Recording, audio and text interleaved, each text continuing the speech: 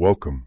You've come to discover how Rome survived its darkest hour, designed to gently guide you into profound, peaceful sleep. You'll be immersed in the harrowing and triumphant events that tested the early Roman Republic, narrated to bring you ultimate relaxation. Let's begin now with Book 5 of Titus Livius, Now That the City is Free. Imagine the shock of a rising power brought to its knees by a foreign invasion, its very existence hanging by a thread. How did Rome, after the devastating sack by the Gauls, not only recover but emerge stronger and more determined than ever? And can the echoes of this ancient resilience now bring stillness to your modern mind? This isn't just history. It's a testament to unwavering spirit, perfectly presented to help you unwind and achieve deep sleep. Prepare to discover how Rome's ultimate test can surprisingly be your new favorite path to rest. If you find this journey peaceful, please like this video, share your thoughts on Roman resilience in the comments below, and subscribe for more calming historical explorations. The History of Rome, Book 5. Chapter 1. Roman Veientian Conflict. Peace had been established everywhere else, but the Romans and Veientians remained locked in a bitter struggle. Their animosity was so great that it was clear ruin awaited the vanquished party. The two states approached their elections very differently. The Romans increased the number of military tribunes with consular power, appointing 8, more than ever before. These included Manius Aemilius Mamercinus for a second time, Lucius Valerius Potitus for a third, Appius Claudius Crassus, Marcus Quintilius Varus, Lucius Julius Iulus, Marcus Postumius, Marcus Furius Camillus, and Marcus Postumius Albinus. The Veientians, however, tired of the annual political maneuvering that often caused division, elected a king instead. This decision offended the other states of Etruria, not only because they disliked kings, but also because they disliked this particular king. He had already made himself unpopular due to his wealth and arrogance.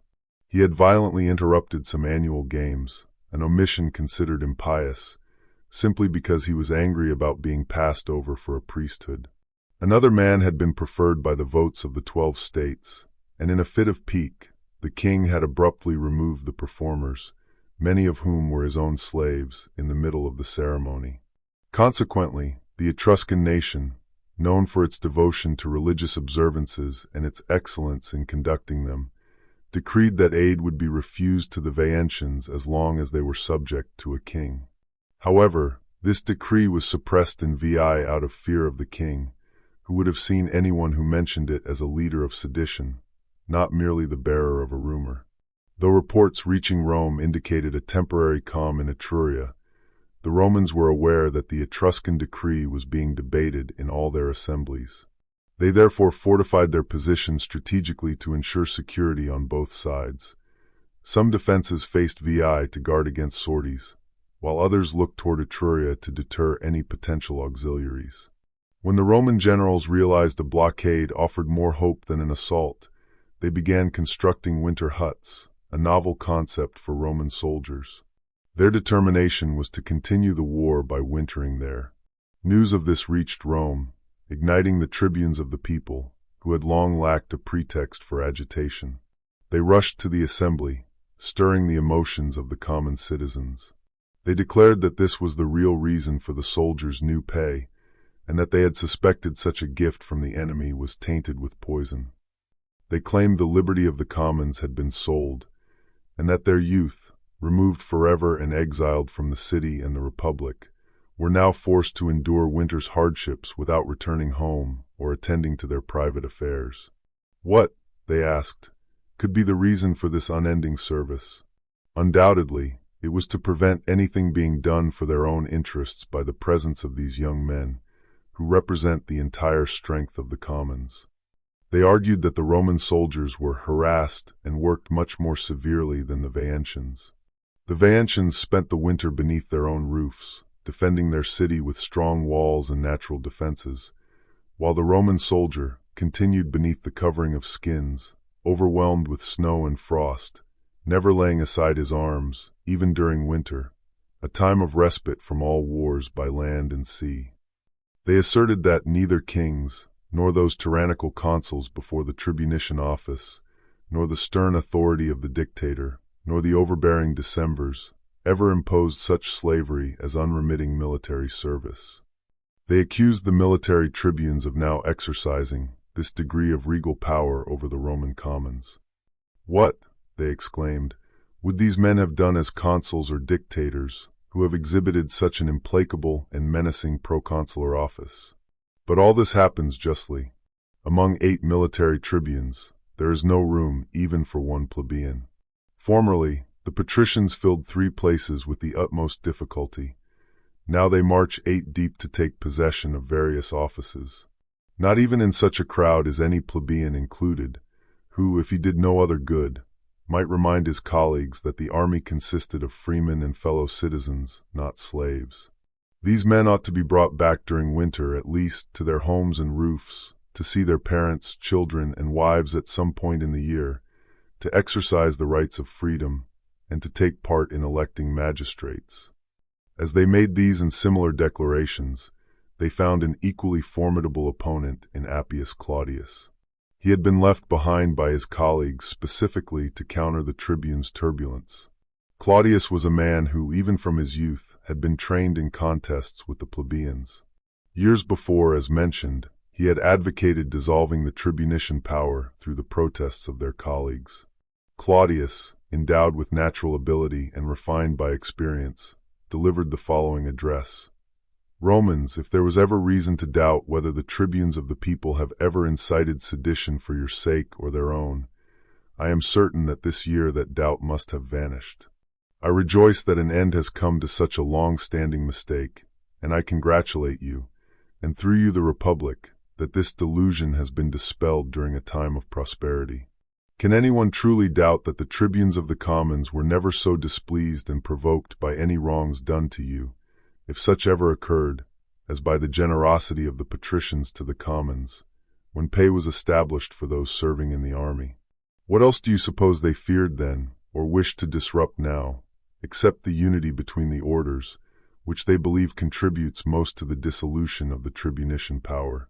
Thus, by Jove, like workers of iniquity, they seek out work, always wanting some diseased part in the Republic, so they can be employed by you to cure it. For tribunes, do you defend or attack the commons? Are you the enemies of those in service, or do you plead their cause? Unless perhaps you say, whatever the patricians do displeases us, whether it is for the commons or against them.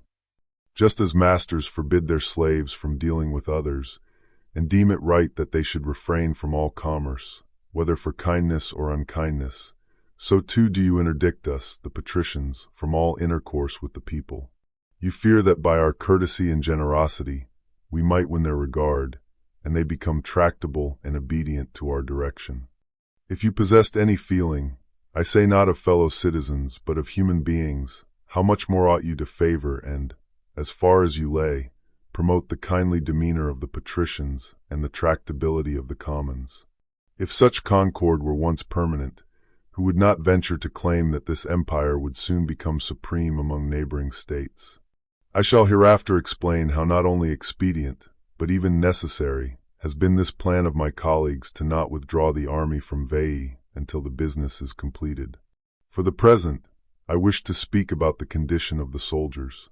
My observations, I believe, would seem reasonable not only to you, but even to the soldiers themselves if delivered in the camp.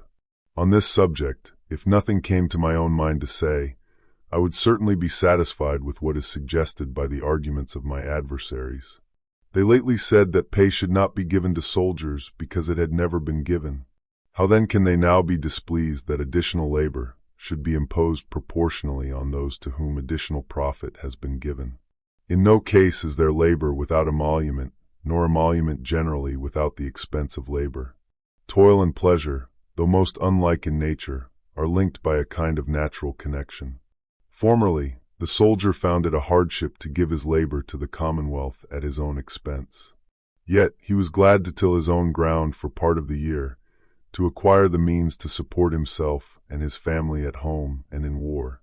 Now he feels pleasure that the Republic benefits him, and he gladly receives his pay. Let him therefore bear with patience being absent a little longer from home and his family affairs, to which no heavy expense is now attached. If the Commonwealth were to call him to account, would it not justly say, "You have pay by the year, perform labor by the year"? Do you think it is just to receive a whole year's pay for 6 months' service? Romans, I reluctantly dwell on this topic, for that is how those who employ mercenary troops should proceed. But we wish to treat you as fellow citizens, and we think it only just that you treat us as you would your country. Either the war should not have been undertaken, or it ought to be conducted suitably to the dignity of the Roman people, and brought to a close as soon as possible.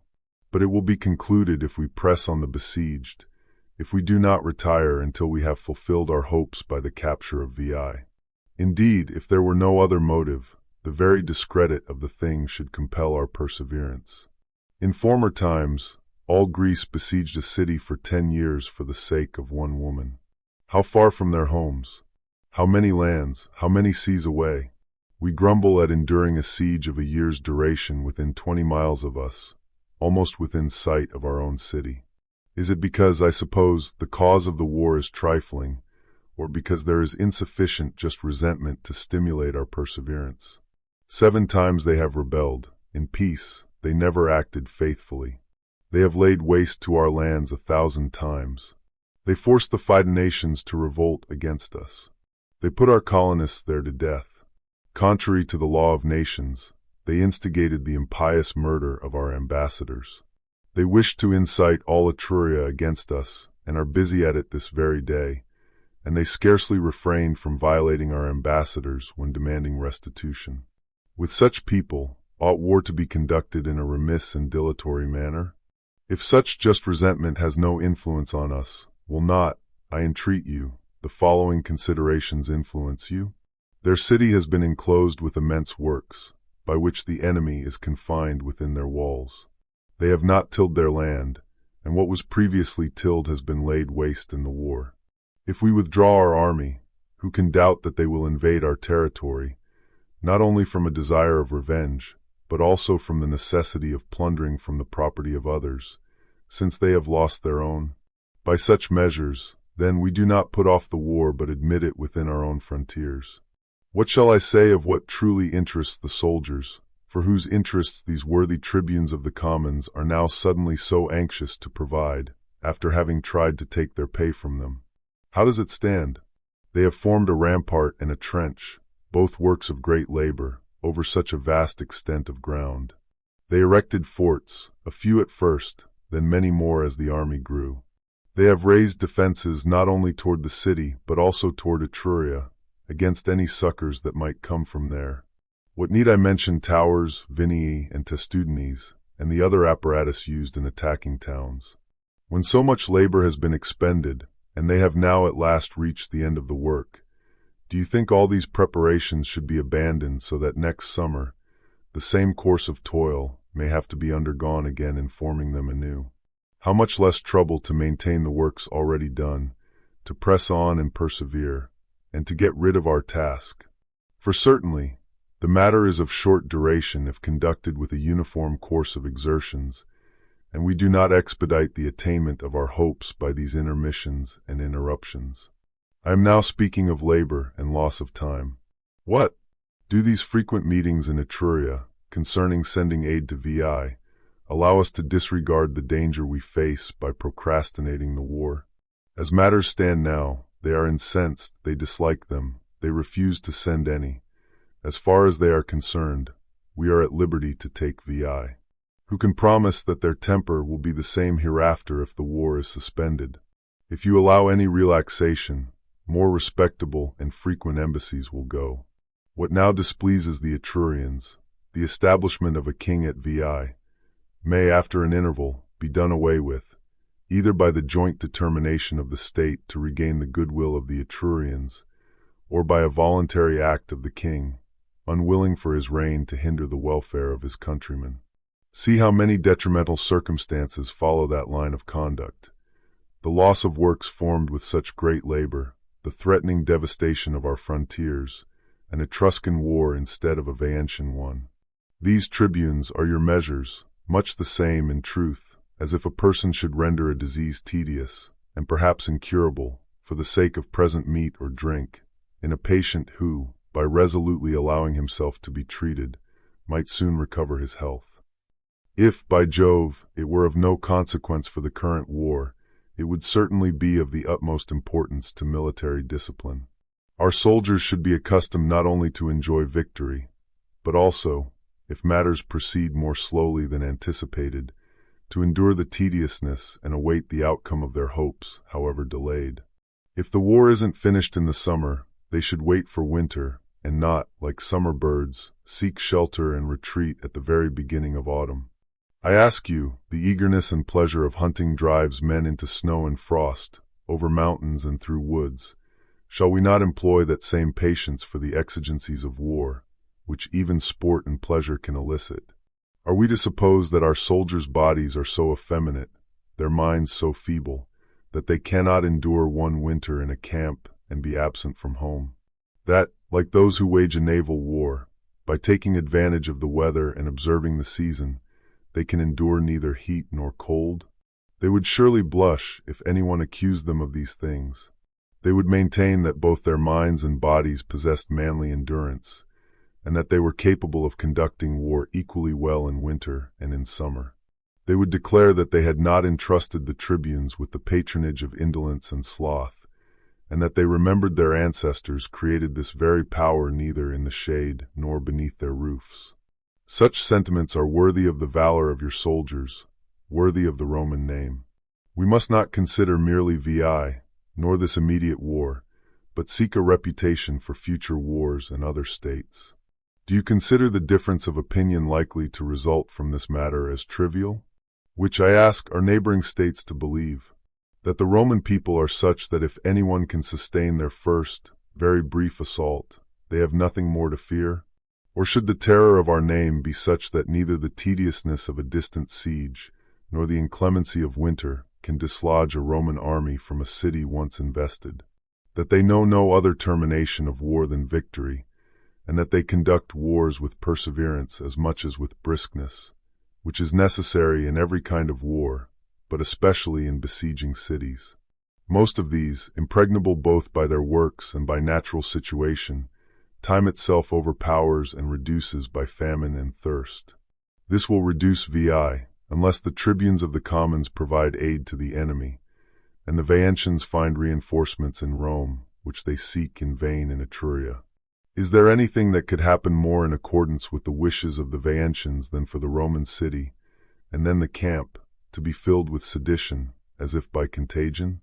But, by Jove, among the enemy, such a forbearing state of mind prevails that not a single change has occurred among them, neither from disgust at the length of the siege, nor even at the kingly form of government. Nor has the refusal of aid by the Etrurians aroused their tempers. For whoever incites sedition will be instantly put to death, and no one will be permitted to utter those sentiments that among you are expressed with impunity. He is sure to receive the bastinade who forsakes his colors or quits his post. Yet persons advising not one or two soldiers, but whole armies, to relinquish their colors or to forsake their camp, are openly listened to in your public assemblies. Accordingly, whatever a tribune of the people says, even if it tends to the ruin of the country or the dissolution of the commonwealth, you are accustomed to listen to with partiality. Captivated by the charms of that authority, you allow all sorts of crimes to lie concealed beneath it. The only thing that remains is what they shout here. These same projects they then realize in the camp and among the soldiers, seducing the armies and not allowing them to obey their officers.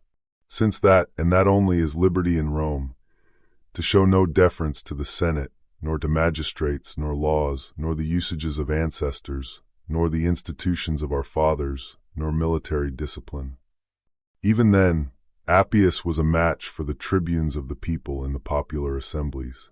Then, suddenly, a misfortune suffered before Veii, from an unexpected quarter, gave Appius the superiority in the dispute. It also produced greater harmony between the different orders and increased ardor to carry on the siege of Veii with more tenacity. For when the trenches were now advanced to the very city, and the machines were almost about to be applied to the walls, the works were carried on with greater assiduity by day than they were guarded by night. A gate was suddenly thrown open, and a vast multitude, armed chiefly with torches, cast fire about on all sides. After an hour, the flames destroyed both the rampart and the machines, the work of so long a time. Many men, bringing assistance in vain, were destroyed by the sword and by fire. When the account of this circumstance reached Rome, it inspired sadness into all ranks. The Senate felt anxiety and apprehension, fearing that the sedition could no longer be withstood either in the city or in the camp, and that the tribunes of the commons would insult the commonwealth as if vanquished by them. Then, suddenly, those who possessed equestrian wealth, but to whom horses had not been assigned by the public, having previously held a meeting together, went to the Senate. Having obtained permission to speak, they promised they would serve on their own horses. When thanks were returned to them by the Senate in the most complimentary terms, and the report of this proceeding spread through the forum and the city, a concourse of the common people suddenly gathered at the Senate House. They declared that they were now of the pedestrian order, and they offered their services to the Commonwealth, though not compelled to serve, whether they wished to march them to Veii or to any other place. If they were led to Veii, they affirmed that they would not return from there until the enemy's city was taken. Then indeed they with difficulty contained their joy, which now poured in upon them. They were not ordered, as in the case of the horsemen, to be publicly eulogized, the order for so doing being consigned to the magistrates, nor were they summoned into the Senate House to receive an answer. Nor did the Senate confine themselves within the threshold of their house, but every one of them individually, with their voice and hands, testified from the elevated ground the public joy to the multitude standing in the assembly. They declared that by that unanimity the Roman city would be happy, invincible, and eternal. They praised the horsemen, praised the common citizens, extolled the day itself by their praises, and acknowledged that the courtesy and kindness of the Senate was outdone. Tears flowed in abundance through joy, both from the patricians and the common citizens, until the senators, being called back into the House, passed a decree of the Senate, that the military tribunes, summoning an assembly, should return thanks to the infantry and cavalry, and should state that the Senate would be mindful of their affectionate attachment to their country. But it was their wish that their pay should continue for those who had, out of their turn, undertaken voluntary service. To the horsemen also a certain stipend was assigned. Then for the first time, the cavalry began to serve on their own horses. This army of volunteers, being led to Veii, not only restored the works which had been lost, but also erected new ones. Supplies were conveyed from the city with greater care than before, lest anything should be wanted for the accommodation of an army who deserved so well. The following year, Caius Servilius Ahala for a third time, Quintus Servilius, Lucius Virginius, Quintus Sulpicius, Aulus Manlius for a second time, and Manius Sergius for a second time, served as military tribunes with consular authority. During their tribuneship, while everyone's attention was on the Veientian War, the garrison at Anxur was neglected. Due to soldiers being absent on leave and the indiscriminate admission of Volscian traders, the guards at the gates were suddenly betrayed, and the garrison was overpowered. Fewer soldiers perished because they were all trafficking through the countryside and city like sutlers. Nor were matters more successful at Veii, which was then the chief object of all public solicitude. For the Roman commanders had more quarrels among themselves than spirit against the enemy, and the severity of the war was exaggerated by the sudden arrival of the Capanations and the Philicians. These two states of Etruria, being contiguous, judged that if Veii was conquered, they would be next to face Roman attacks. The Philicians also, incensed by a personal cause, having already previously involved themselves in a Fidenatian war, were bound together by an oath through reciprocal embassies, and marched unexpectedly with their armies to Veii. It so happened that they attacked the camp in the sector commanded by Manius Sergius, the military tribune, causing great alarm because the Romans imagined that all Etruria had been aroused and was advancing in a great mass. The same opinion aroused the Veientians in the city. Thus the Roman camp was attacked on both sides. Crowding together, as they wheeled their battalions from one post to another, They were unable either to confine the Veientians within their fortifications or repel the assault from their own works and defend themselves from the enemy outside. The only hope was if succor could be brought from the larger camp, so that different legions could fight, some against the Capenations and Felicians, others against the sallies of the townsmen. But Virginius had command of that camp, and he was personally hateful to and incensed against Sergius. When word was brought that most of the forts were attacked, the fortifications scaled, and that the enemy were pouring in on both sides, he kept his men under arms, saying that if there was need of assistance, his colleague would send them to him.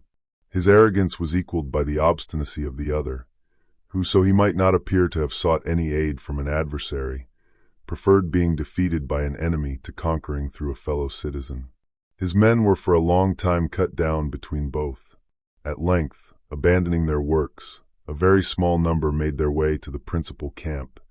The greater number, with Sergius himself, made their way to Rome. There, when Sergius threw the entire blame on his colleague, it was resolved that Virginius should be sent from the camp, and that lieutenant generals should take command in the meantime. The affair was then discussed in the Senate, and the dispute was carried on between the colleagues with mutual recriminations. Few, however, took up the interests of the Republic. The greater number favored one or the other, according to private regard or interest.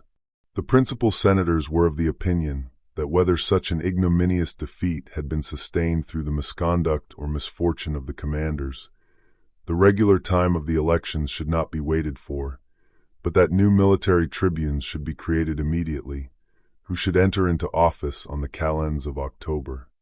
While they were proceeding to intimate their assent to this opinion, the other military tribunes offered no opposition. But Sergius and Virginius, on whose account it was evident that the Senate were dissatisfied with the magistrates of that year, at first deprecated the ignominy, then protested against the decree of the Senate. They declared that they would not retire from office before the Ides of December, the usual day for persons entering on magisterial duties. Upon this, the tribunes of the plebeians, who had unwillingly kept silent during the general harmony and prosperous state of public affairs, suddenly becoming confident, began to threaten the military tribunes. They stated that unless they conformed to the order of the Senate, they would order them to be thrown into prison.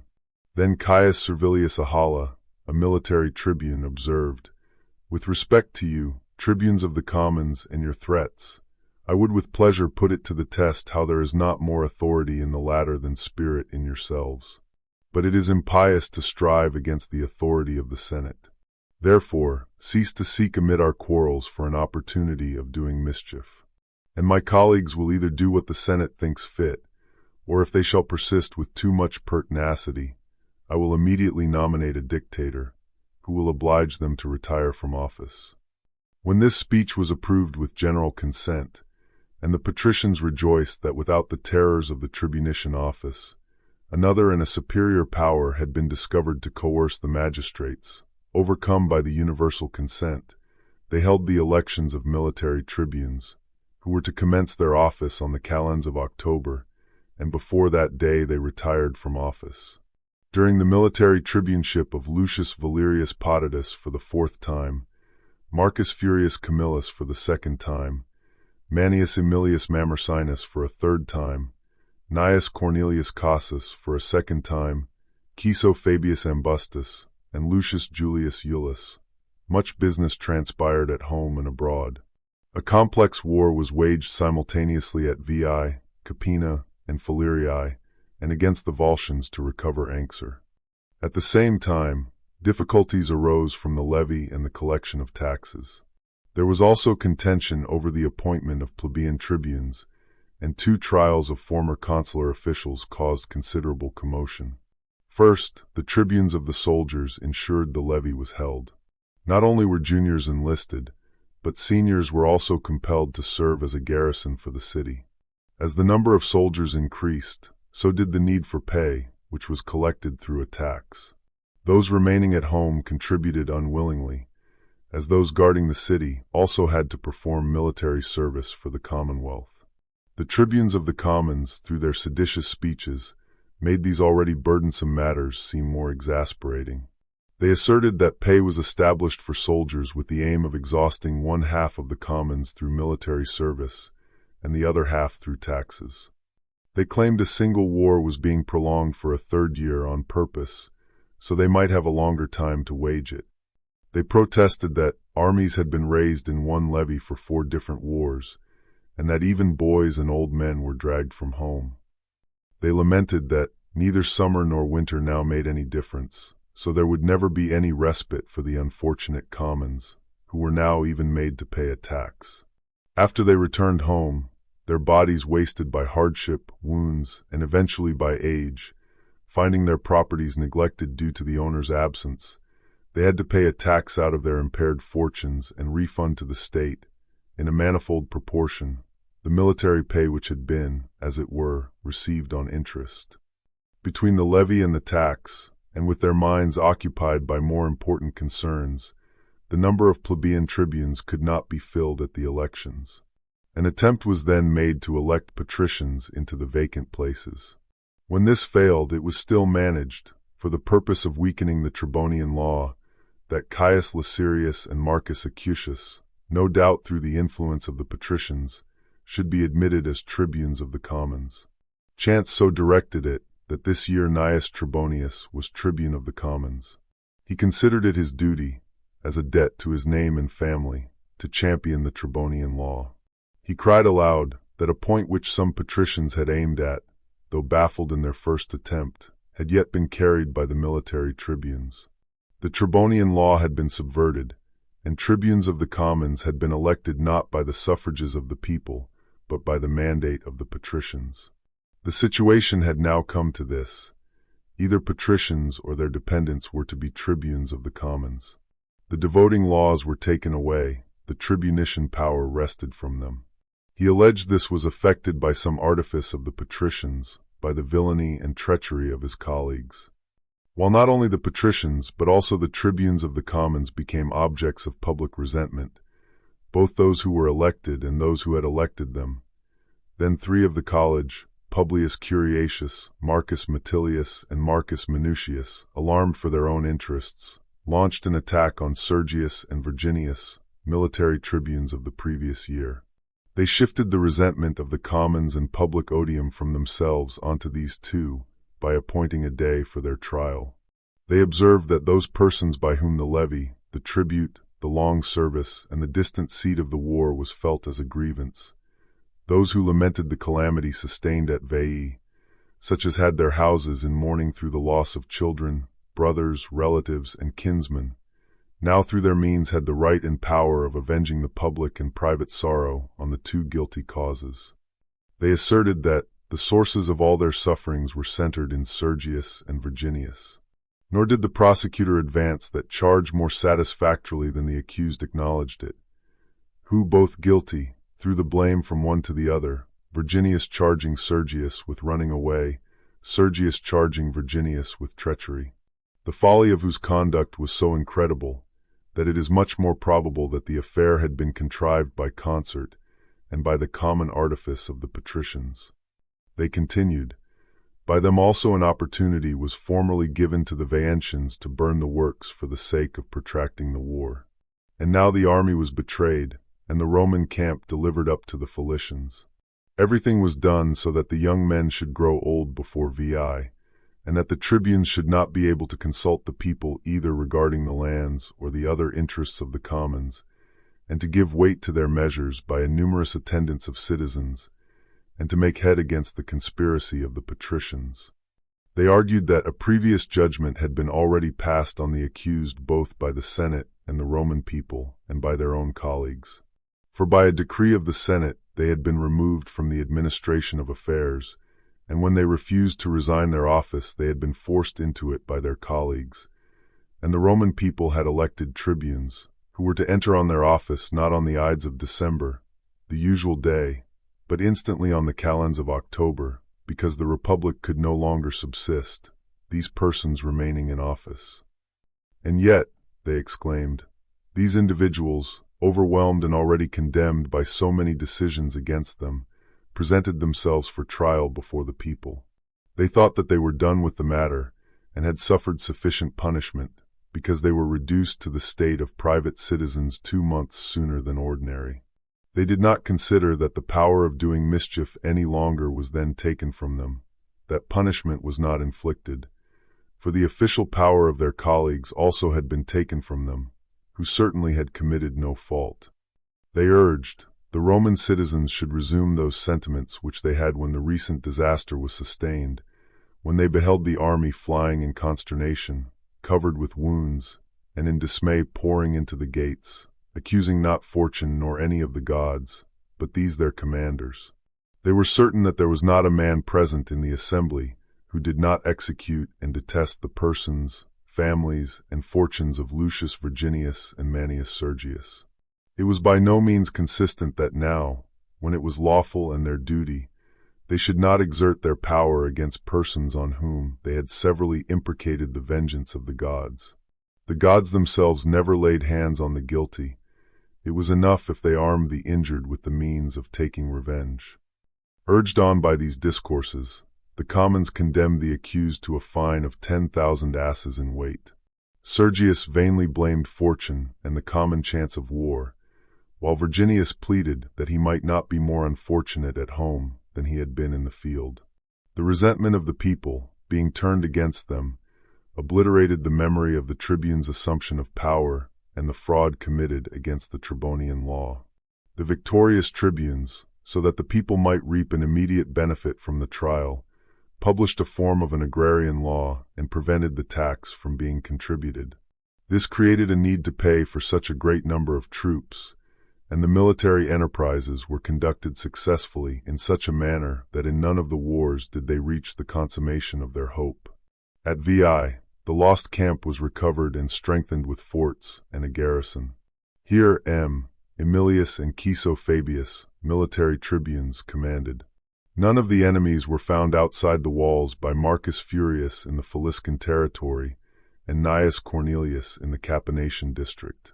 Spoil was driven off, and the country laid waste by burning houses and crops.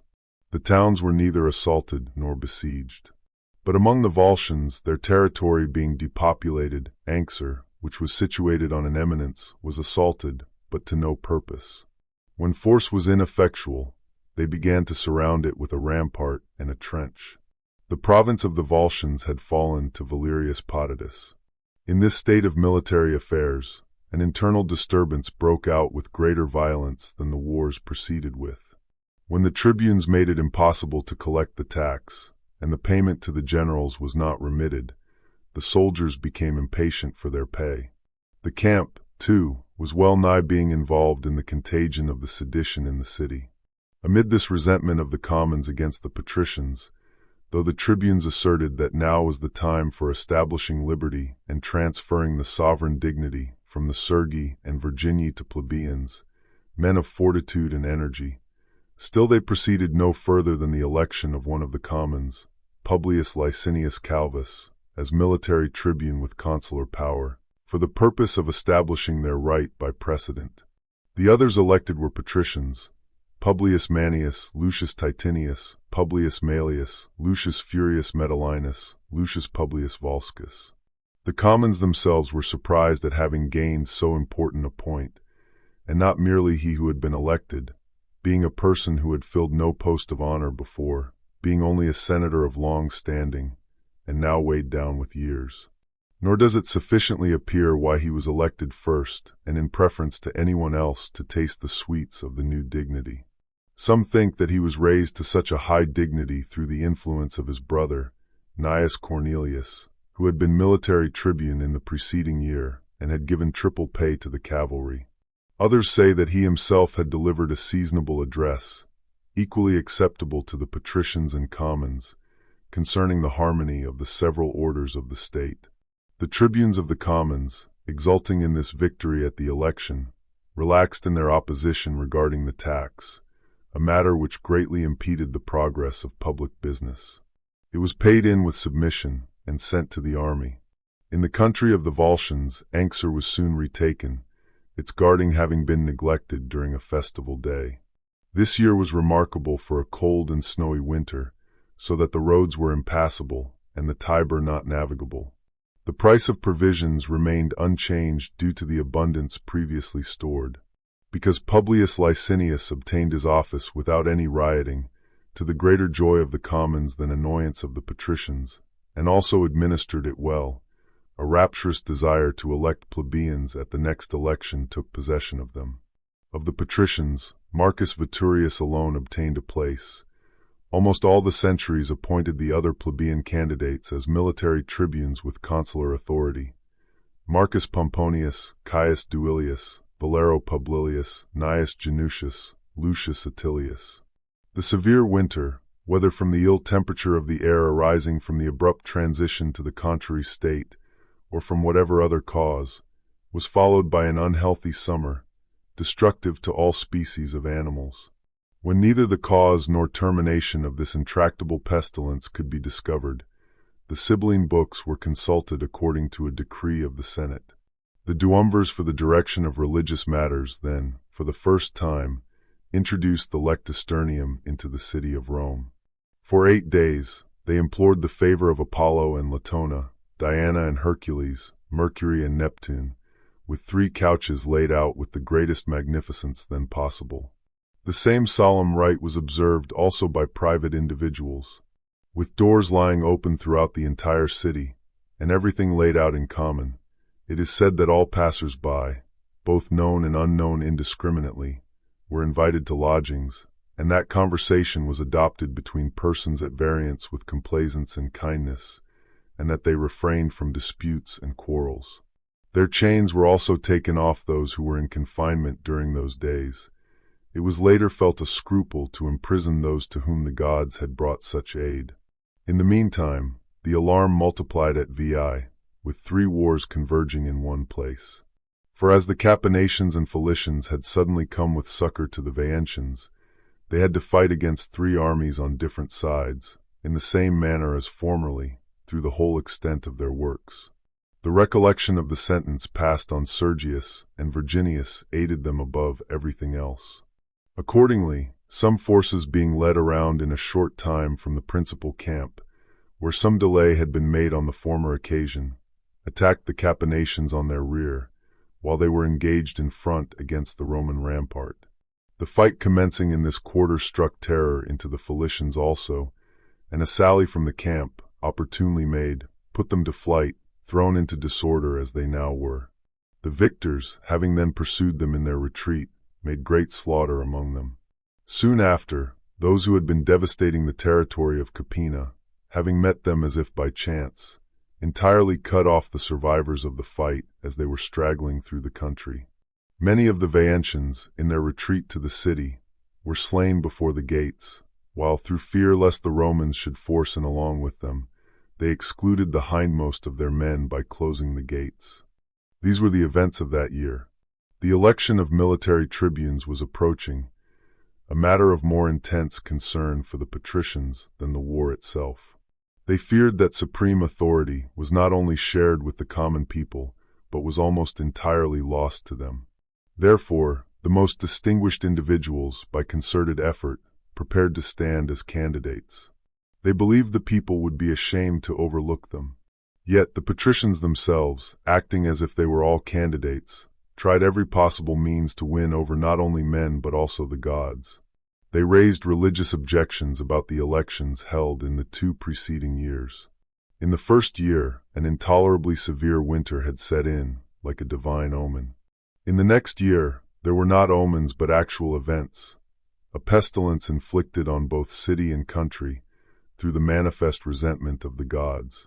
As discovered in the books of fate, it was necessary to appease these gods to ward off the plague. It seemed to the gods an affront that honors should be prostituted and the distinctions of birth confounded in an election held under proper auspices. The people, awed by both the dignity of the candidates and a sense of religious duty, elected all the military tribunes with consular power from among the patricians. Most were men highly distinguished by honor: Lucius Valerius Potitus for a 5th time, Marcus Valerius Maximus, Marcus Furius Camillus for a 3rd time, Lucius Furius Metellinus for a 3rd time, Quintus Servilius Fidenas for a 2nd time, and Quintus Sulpicius Camerinus for a 2nd time. During this tribunate, nothing very memorable was achieved at Veii. All their force was employed in laying waste to the countryside. Two accomplished commanders, Titus from Falerii and Camillus from Capena, carried off great booty, leaving nothing undestroyed that could be harmed by sword or fire. Chapter 2: Omens, Prophecies, and Alban Lake. Meanwhile, many omens were announced, most of which were given little credit or even disregarded. This was because individuals were reporting them, and with the Etrurians now at war, there were no aruspices available to interpret them. However, everyone's attention turned to one particular event. The lake in the Alban Grove swelled to an unusual height without any rain or other apparent cause, suggesting a miracle. Commissioners were sent to the Delphic oracle to inquire what the gods pretended by this phenomenon. But an interpreter of fates appeared closer to home in a certain aged Veientian. Amid the jeers thrown out by Roman and Etrurian soldiers from the outposts and guards, this old man declared, in the manner of a prophet, that until the water was discharged from the Alban Lake, the Romans would never become masters of Veii. This was initially disregarded as a random utterance, but it later began to be discussed. Finally, one of the Roman soldiers on guard asked a townsman nearest him, a conversational exchange having now taken place due to the long duration of the war, who the old man was who spoke those dark words concerning the Alban Lake. After learning he was an Aruspex, and being a man with a certain reverence for religion, the Roman soldier pretended he wished to consult him on the expiation of a private omen, hoping the Aruspex could help him. He then enticed the prophet to a conference. When unarmed, they had proceeded a considerable distance from their respective parties without apprehension. The Roman youth, having the advantage in strength, seized the feeble old man in the sight of all. Amid the ineffectual struggle made by the Etrurians, he carried him away to his own party. When the Aruspex was conducted before the general, and then sent from there to Rome to the Senate, those who asked him what he had stated concerning the Alban Lake received this reply: "Undoubtedly the gods were angry with the Veientian people on that day, when they inspired me with the resolve to disclose the ruin of my country, as destined by fate. Therefore, what I then declared, urged by divine inspiration, I neither could recall nor leave unsaid. Perhaps, by concealing what the immortal gods wished to be published, no less guilt was contracted than by openly declaring what ought to be concealed. Thus, it was recorded in the books of fate and in Etrurian doctrine, whenever the Alban water should rise to a great height, then, if the Romans should discharge it in a proper manner, victory would be granted to them over the Veientians. Before that occurred, the gods would not abandon the walls of Veii." He then detailed the legitimate method of draining the lake. However, the Senate, deeming his authority of little weight and not entirely dependable in such an important matter, decided to wait for the deputies and the responses of the Pythian oracle. Before the commissioners returned from Delphi, or an expiation for the Alban prodigy was discovered, the new military tribunes with consular power entered on their office.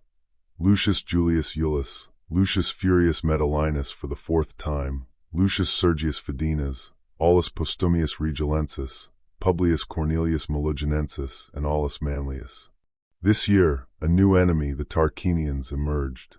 They observed the Romans engaged in many simultaneous wars, against the Volscians at Anxur, where the garrison was besieged, against the Equins at Lavisae, who were attacking the Roman colony there, and moreover in the Veientian, Faliscan, and Capenatian wars.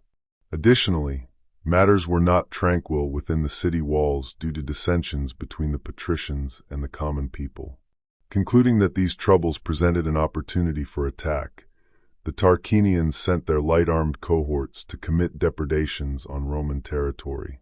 They reasoned either that the Romans would allow this injury to pass unavenged, so as not to encumber themselves with an additional war, or that they would retaliate with a small and weak army. The Romans felt more indignation than alarm at the incursions of the Tarquinians. Thus, the matter was neither approached with great preparation, nor was it delayed for long. Aulus Postumius and Lucius Julius raised a body of men, not by a regular levy, for they were prevented by the tribunes of the commons, but mostly of volunteers whom they had roused by exhortations. They proceeded by cross marches through the territory of Caere, and fell unexpectedly on the Tarquinians as they were returning from their depredations, laden with booty. They slew great numbers, stripped them of all their baggage, and having recovered the spoils of their own lands, returned to Rome. 2 days were allowed to the owners to reclaim their effects. On the 3rd day, the unclaimed portion, most of which belonged to the enemies themselves, was sold by public auction, and the proceeds were distributed among the soldiers. The other wars, and especially the Veientian, had uncertain outcomes. Now, despairing of human aid, the Romans began to look to fate and the gods. This was when the deputies returned from Delphi, bringing an oracle's answer that corresponded with the response of the captive prophet. Roman, beware lest the Alban water be confined in the lake. Beware of suffering it to flow into the sea in its own stream. You shall let it out and form a passage for it through the fields, and by dispersing it in channels, you shall consume it. Then press boldly on the walls of the enemy, mindful that victory is granted to you by these fates now revealed over that city you have been besieging for so many years. The war being ended, you, as victorious, shall bring ample offerings to my temples, and having renewed the religious institutions of your country, the care of which has been neglected, perform them in the usual manner. Upon this, the captive prophet began to be held in high esteem. Cornelius and Postumius, the military tribunes, began to employ him for the expiation of the Alban prodigy and to appease the gods in due form. It was at length discovered wherein the gods found fault with the neglect of ceremonies and the omission of customary rites. It was undoubtedly nothing else than that the magistrates, having been appointed under some defect in their election, had not directed the Latin festival and the solemnities on the Alban Mount with due regularity. The only mode of expiation in this case was that the military tribunes should resign their office, the auspices be taken anew, and an interregnum be adopted. All these things were performed according to a decree of the Senate. There were 3 successive interreges: Lucius Valerius, Quintus Servilius Fidenas, and Marcus Furius Camillus. Meanwhile, disturbances never ceased, with the tribunes of the commons impeding the elections until it was previously stipulated that the greater number of the military tribunes should be elected from among the commons. While these events unfolded, assemblies of Etruria were held at the temple of Voltumna. The Capanations and Felicians demanded that all the states of Etruria should, by common consent and resolve, aid in raising the siege of Veii.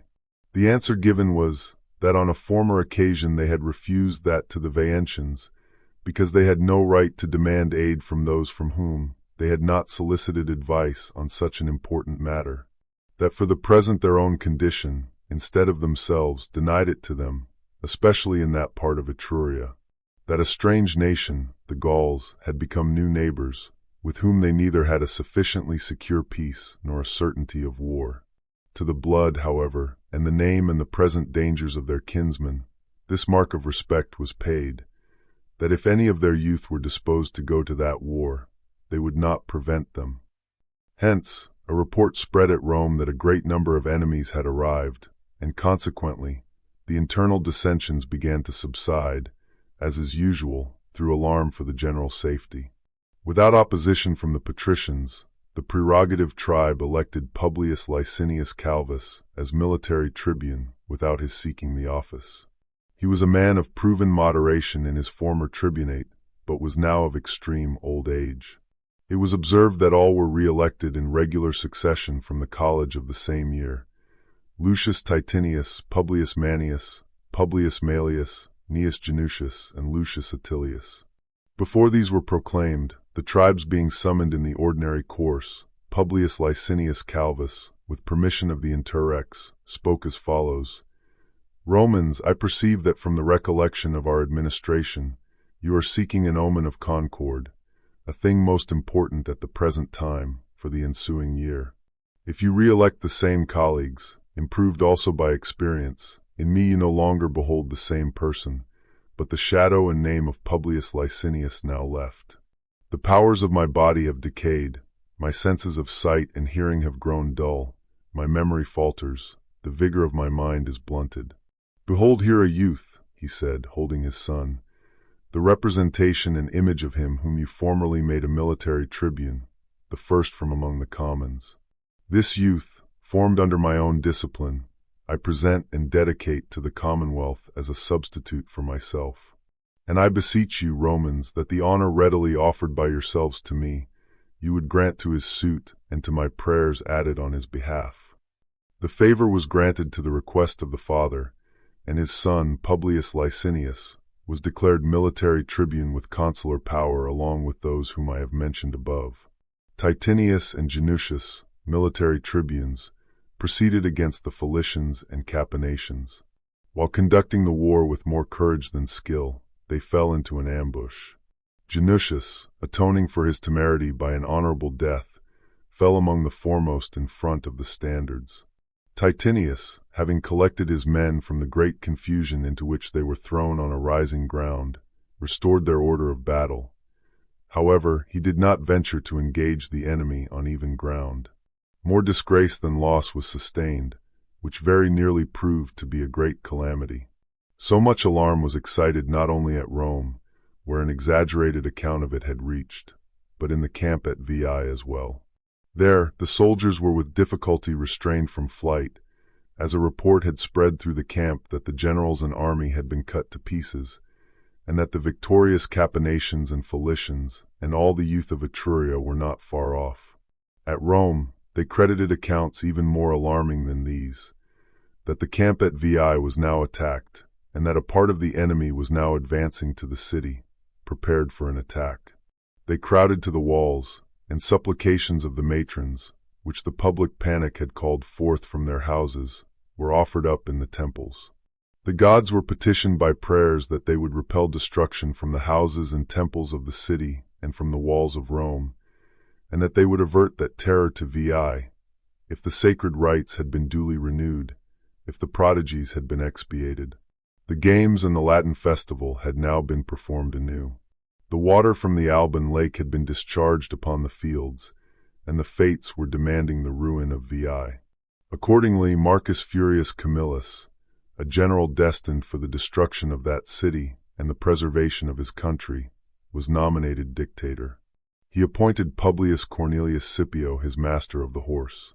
This change of general suddenly produced a change in every aspect. Their hopes seemed different, the spirits of the people were different, even the fortune of the city seemed changed. First of all, Camillus punished, according to military discipline, those who had fled from Veii in that panic, taking measures to ensure the enemy would not be the most formidable object to the soldiers. Then, a levy being proclaimed for a certain day, he himself made an excursion to Veii to strengthen the spirits of the soldiers. From there, he returned to Rome to enlist the new army, not a single man declining the service. Youth from foreign states also, Latins and Hernicians, came, promising their service for the war. After the dictator thanked them in the Senate, and all preparations for war were completed, he vowed, according to a decree of the Senate, that upon the capture of Veii, he would celebrate the great games and repair and dedicate the temple of Mother Matuta, which had been formerly consecrated by King Servius Tullius. Having set out from the city with his army, amid high expectations rather than mere hopes, he first encountered the Philicians and Capanations in the district of Nepote.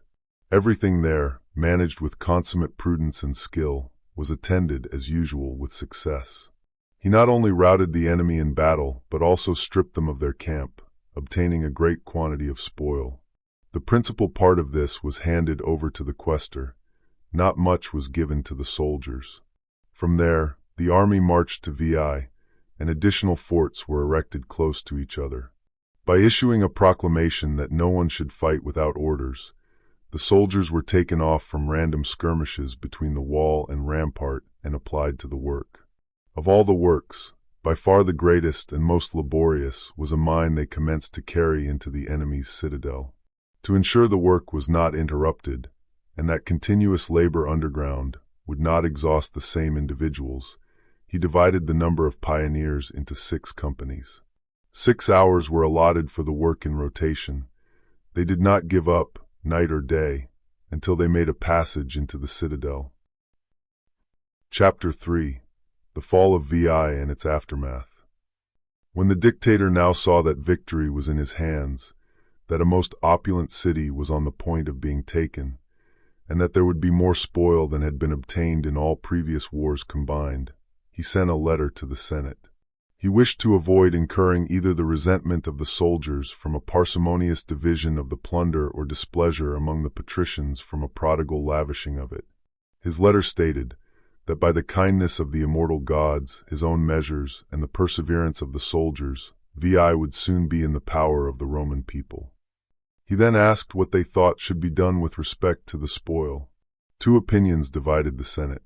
The first was that of the elder Publius Licinius, who, it is said, when first asked by his son, proposed that a proclamation should be openly sent forth to the people. Whoever wished to share in the plunder should proceed to the camp before Veii. The other opinion was that of Appius Claudius, who censured such profusion as unprecedented, extravagant, partial, and unadvisable. He argued that if they once judged it criminal, money taken from the enemy should be deposited in the treasury when exhausted by wars.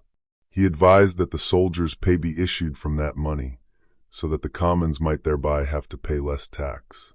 He reasoned that the families of all would feel their share of such a bounty in equal proportion. The hands of the idlers in the city, ever greedy for plunder, would not then carry off the prizes due to brave warriors, as it generally happens that according to each individual's effort in toil and danger, so is he the least active as a plunderer. Licinius, on the other hand, argued that money in that case would always prove a source of jealousy and animosity. It would provide grounds for charges before the commons, leading to seditions and new laws. It was more advisable, he said, that the feelings of the commons should be conciliated by that bounty. Succor should be afforded them, exhausted and drained by attacks of so many years, and they should feel the fruits arising from a war, in which they had, in a manner, grown old. What each took from the enemy with his own hand, and brought home with him, would be more gratifying and delightful than if he were to receive a much larger share at the will of another. He suggested that the dictator himself wished to shun the odium and recriminations arising from the matter, and for that reason he transferred it to the Senate. The Senate, too, ought to hand the matter thus referred to them over to the commons, and allow every man to have what the fortune of war gave to him. This proposition appeared to be safer, as it would make the Senate popular. A proclamation was therefore issued. Those who chose should proceed to the camp to the dictator for the plunder of Veii. The vast multitude who went filled the camp. Then the dictator, going forth after taking the auspices, and having issued orders that the soldiers should take arms, said, "Under your guidance, O Pythian Apollo, and inspired by your divinity, I proceed to destroy the city of Veii, and I vow to you the 10th part of the spoil.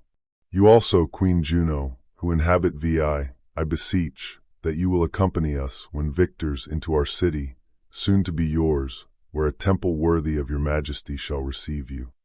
Having offered up these prayers, and with more than a sufficient number of men, he assaulted the city on every quarter to diminish the perception of the danger threatening them from the mine. The Veientians, ignorant that they had already been doomed by their own prophets and foreign oracles, that the gods had been already invited to a share in their plunder, that some, called out by vows from their city, were looking towards the temple of the enemy and new habitations, and that they were spending their last day, fearing nothing less than that their walls were undermined and the citadel was now filled with enemies, briskly ran to the walls in arms, wondering why, when no one had stirred from the Roman posts for so many days, they should then, as if struck with sudden fury, run heedlessly to the walls. A fabulous narrative is introduced here, that when the king of the Veientians was offering sacrifice, the voice of the Uruspecs, declaring that the victory was given to him who should cut up the entrails of that victim, having been heard in the mine, incited the Roman soldiers to burst open the mine, carry off the entrails, and bring them to the dictator. But in matters of such remote antiquity, I should deem it sufficient if matters bearing a resemblance to truth are admitted as true. Such stories as this, more suited to display on the stage, which delights in the marvelous, than to historic authenticity, are not worth affirming or refuting. The mine, at this time full of chosen men, suddenly discharged the armed troops in the temple of Juno, which was in the citadel of Veii. Some of them attacked the rear of the enemy on the walls, some tore open the bars of the gates, some set fire to the houses, while stones and tiles were thrown down from the roofs by the women and slaves. Clamor, consisting of the various voices of the assailants and the terrified, mixed with the crying of women and children, filled every place. The soldiers were instantly beaten off from the walls, and the gates being thrown open, some entering in bodies, others scaling the deserted walls, the city became filled with enemies, and fighting took place in every quarter. Then, much slaughter being now made, the ardor of the fight abated. The dictator commanded the heralds to proclaim that the unarmed should be spared. This put an end to bloodshed. Then, laying down their arms, they commenced to surrender. By permission of the dictator, the soldiers dispersed in quest of plunder. And when this was collected before his eyes, greater in quantity and in the value of the effects than he had hoped or expected, the dictator, raising his hands to heaven, is said to have prayed that, if his success and that of the Roman people seemed excessive to any of the gods and men, it might be permitted to the Roman people to appease that jealousy with as little detriment as possible to himself and the Roman people. It is recorded that, when turning about during this prayer, he stumbled and fell. To persons judging the matter by subsequent events, that seemed to refer as an omen to Camillus' own condemnation and the disaster of the city of Rome, which happened a few years after. That day was consumed in slaughtering the enemy and in the plunder of this most opulent city. On the following day, the dictator sold the inhabitants of free condition by auction. That was the only money applied to public use, not without resentment on the part of the people. For the spoil they brought home with them, they felt no obligation either to their commander, who, in his search for abettors of his own parsimony, had referred to the Senate a matter within his own jurisdiction, or to the Senate.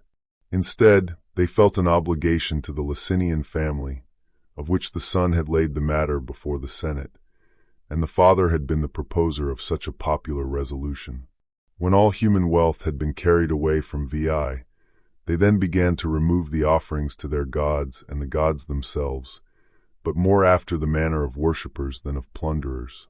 For youths selected from the entire army, to whom the charge of conveying Queen Juno to Rome was assigned, after having thoroughly washed their bodies and arrayed themselves in white garments, entered her temple with profound adoration, applying their hands at first with religious awe, because according to the Etruscan usage, no one but a priest of a certain family had been accustomed to touch that statue. Then, when someone, moved either by divine inspiration or in youthful jocularity, said, "Juno, are you willing to go to Rome?" the rest joined in shouting that the goddess had nodded assent. To the story, an addition was afterwards made, that her voice was heard, declaring that she was willing. Certainly, we are informed that, having been raised from her place by machines of trifling power, she was light and easily removed, as if she willingly followed. She was conveyed safe to the Aventine, her eternal seat, whither the vows of the dictator had invited her, where the same Camillus who had vowed it afterwards dedicated a temple to her. Such was the fall of Veii, the wealthiest city of the Etruscan nation, which even in its final overthrow demonstrated its greatness. For having been besieged for 10 summers and winters without intermission, after it had inflicted considerably greater losses than it had sustained, eventually, fate now at length urging its destruction, it was carried after all by the contrivances of art, not by force. When news reached Rome that Veii was taken, the city erupted in unbounded joy, as if for an unexpected event. This was despite the expiation of prodigies, the well-known answers of prophets, and the Pythian responses. Furthermore, they had selected Marcus Furius, the greatest general of the day, a choice that promised success through human prudence. Before the Senate could pass any decree, all the temples were crowded with Roman matrons giving thanks to the gods. The Senate decreed supplications for 4 days, a duration greater than in any former war. The dictator's arrival, with all ranks pouring out to meet him, was more attended than that of any general before, and his triumph considerably surpassed all ordinary honors for such a day. The most conspicuous aspect was Camillus himself, riding through the city in a chariot drawn by white horses. This appeared unbecoming, not to say for a citizen, but even for a human being. The people considered it an outrage on religion that the dictator's equipment should emulate that of Jupiter and Apollo. For this single reason, his triumph was more splendid than pleasing. He then contracted for a temple for Queen Juno on Mount Aventine and consecrated that of Mother Mathuta.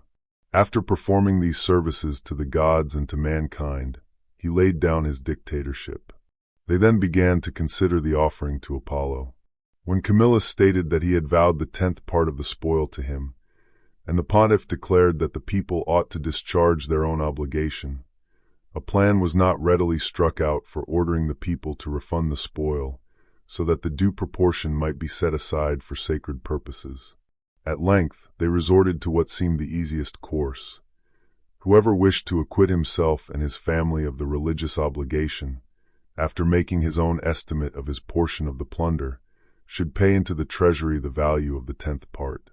This would allow a golden offering, worthy of the grandeur of the temple and the divinity of the god, and suitable to the dignity of the Roman people, to be made.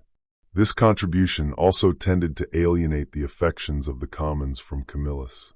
During these transactions, ambassadors came from the Volscians and Equins to sue for peace. Peace was obtained, rather to allow the state, wearied by so tedious a war, to obtain repose, than because the petitioners were deserving of it. After the capture of Veii, the following year had 6 military tribunes with consular power: the 2 Publii Cornelii, Cassus and Scipio, Marcus Valerius Maximus a 2nd time, Ciso Fabius Ambustus a 3rd time, Lucius Furius Metellinus a 5th time, and Quintus Servilius a 3rd time. To the Cornelii fell the Cilician War by lot, to Valerius and Servilius the Capinatian War. They did not attempt to storm or besiege any cities, but the countryside was laid waste, and the plunder of effects on the lands was driven off. Not a single fruit tree, not a vegetable was left. These losses reduced the people of Capena, and peace was granted to them upon their suing for it. The war among the Cilicians still continued. At Rome, in the meantime, sedition multiplied. To assuage this, they resolved that a colony should be sent off to the Volscian country, for which 3,000 Roman citizens should be enrolled. The triumvirs appointed for the purpose distributed 3 7/12 acres to each man. This donation began to be scorned, as they thought it was offered as a solace for the disappointment of higher hopes. For why were the commons to be sent into exile to the Volscians, when the magnificent city of Veii was still in view, and the Veientian territory, more fertile and extensive than the Roman territory? The city they extolled as preferable to the city of Rome, both in situation, in the grandeur of its enclosures, and its public and private buildings. Indeed, even the scheme was proposed, which after the taking of Rome by the Gauls was still more strongly urged, of moving to Veii. But they destined Veii to be inhabited by half the commons and half the Senate, so that 2 cities of one common republic might be inhabited by the Roman people. When the nobles strove against these measures so strenuously as to declare that they would sooner die in the sight of the Roman people than that any of these things should be put to the vote, for that now in one city there were so many dissensions, what would there be in 2? Would anyone prefer a vanquished to a victorious city, and suffer Veii now, after being captured, to enjoy greater prosperity than it had before its capture? Lastly, that they may be forsaken in their country by their fellow citizens, that no power should ever oblige them to forsake their country and fellow citizens, and follow Titus Licinius, for he was the tribune of the commons who proposed the measure, as a founder to Veii, abandoning the divine Romulus, the son of a god, the parent and founder of the city of Rome. When these proceedings were going on with shameful contentions, for the patricians had drawn over 1/2 of the tribunes of the commons to their sentiments, nothing else obliged the commons to refrain from violence, but that whenever a clamor was set up for commencing a riot, the principal members of the Senate, presenting themselves among the foremost to the crowd, ordered that they themselves should be attacked, struck, and put to death. While they abstained from violating their age, dignity, and honorable station, Their respect for them checked their rage, even with respect to similar attempts on others. Camillus, at every opportunity and in all places, stated publicly that this was not at all surprising, that the state was gone mad, which, though bound by a vow, yet felt greater concern in all other matters than in acquitting itself of its religious obligations. He would say nothing of the contribution of an alms more strictly speaking than of a tenth, since each man bound himself in his private capacity by it. The public was set free. However, that his conscience would not permit him to pass this over in silence, that out of that spoil only which consisted of movable effects, a tenth was set apart, that no mention was made of the city and captured land, which were also included in the vow. As the discussion of this point seemed difficult to the Senate, it was referred to the pontiffs. Camillus being invited to the council, the college decided that whatever had belonged to the Veientians before the uttering of the vow, and had come into the power of the Roman people after the vow was made, of that a tenth part was sacred to Apollo. Thus the city and land were brought into the estimate. Money was issued from the treasury, and the consular tribunes of the soldiers were commissioned to purchase gold with it. When there was not a sufficient quantity of this metal, the matrons, having held meetings to deliberate on the subject, and by a general resolution having promised the military tribunes their gold and all their ornaments, brought them into the treasury. This circumstance was peculiarly grateful to the Senate, and they say that in return for this generosity, the honor was conferred on the matrons that they might use covered chariots when going to public worship and the games, and open chaises on festivals and common days. A certain weight of gold being received from each and valued, in order that the price might be paid for it, it was resolved that a golden bowl should be made of it, which was to be carried to Delphi as an offering to Apollo. As soon as they disengaged their minds from the religious obligation, the tribunes of the commons renewed their seditious practices. The populace were excited against all the nobles, but above all against Camillus, saying that he, by confiscating and consecrating the plunder of Veii, had reduced it to nothing. The absent nobles abused in violent terms. They evinced a respect for them in their presence, when they voluntarily presented themselves to their fury. As soon as they perceived that the business would be protracted beyond that year, they re-elected as tribunes of the commons for the following year the same abetas of the law. The patricians strove to accomplish the same thing with respect to those who were opponents of the law. Thus, the same persons in a great measure were re-elected tribunes of the commons. At the election of military tribunes, the patricians succeeded by their utmost exertions in having Marcus Furius Camillus elected. They pretended that he was wanted as a commander on account of the wars, but he was intended as an opponent to the tribunes in their profusion. The military tribunes with consular authority elected with Camillus were Lucius Furius Metellinus a sixth time, Caius Aemilius, Lucius Valerius Publicola, Spurius Postumius, Publius Cornelius a second time. At the commencement of the year, the tribunes of the commons took not a step until Marcus Furius Camillus should set out to the Philicians, as that war had been assigned to him. Then, by delaying, the project cooled, and Camillus, whom they chiefly dreaded as an antagonist, acquired an increase of glory among the Philicians. For when the enemy at first confined themselves within the walls, considering it the safest plan, by laying waste their lands and burning their houses, he compelled them to come forth from the city. But their fears prevented them from proceeding to any considerable length. At about a mile from the town they pitched their camp, trusting that it was sufficiently secure, for no other reason than the difficulty of the approaches, the roads around being rough and craggy, in some parts narrow, in others steep. But Camillus, having followed the direction of a prisoner belonging to the country as his guide, decamping at an advanced hour of the night, at break of day showed himself on ground considerably higher than theirs. The Romans worked at the fortifications in 3 divisions. The rest of the army stood prepared for battle. There he routed and put to flight the enemy when they attempted to interrupt his works. Such terror was struck into the Philicians in consequence that, in their precipitate flight, passing by their own camp which lay in their way, they made for the city. Many were slain and wounded before, in their panic, they could make their way through the gates. Their camp was taken, The spoil was given up to the quaestors, to the great dissatisfaction of the soldiers. But, overcome by the strictness of his authority, they both hated and admired the same firmness of conduct. Then a regular siege of the city took place, and the lines of circumvallation were carried on, and sometimes occasional attacks were made by the townsmen on the Roman posts, and slight skirmishes took place. The time was spent, no hope of success inclining to either side, while corn and other provisions were possessed in much greater abundance by the besieged than the besiegers, from the store which had been previously laid in.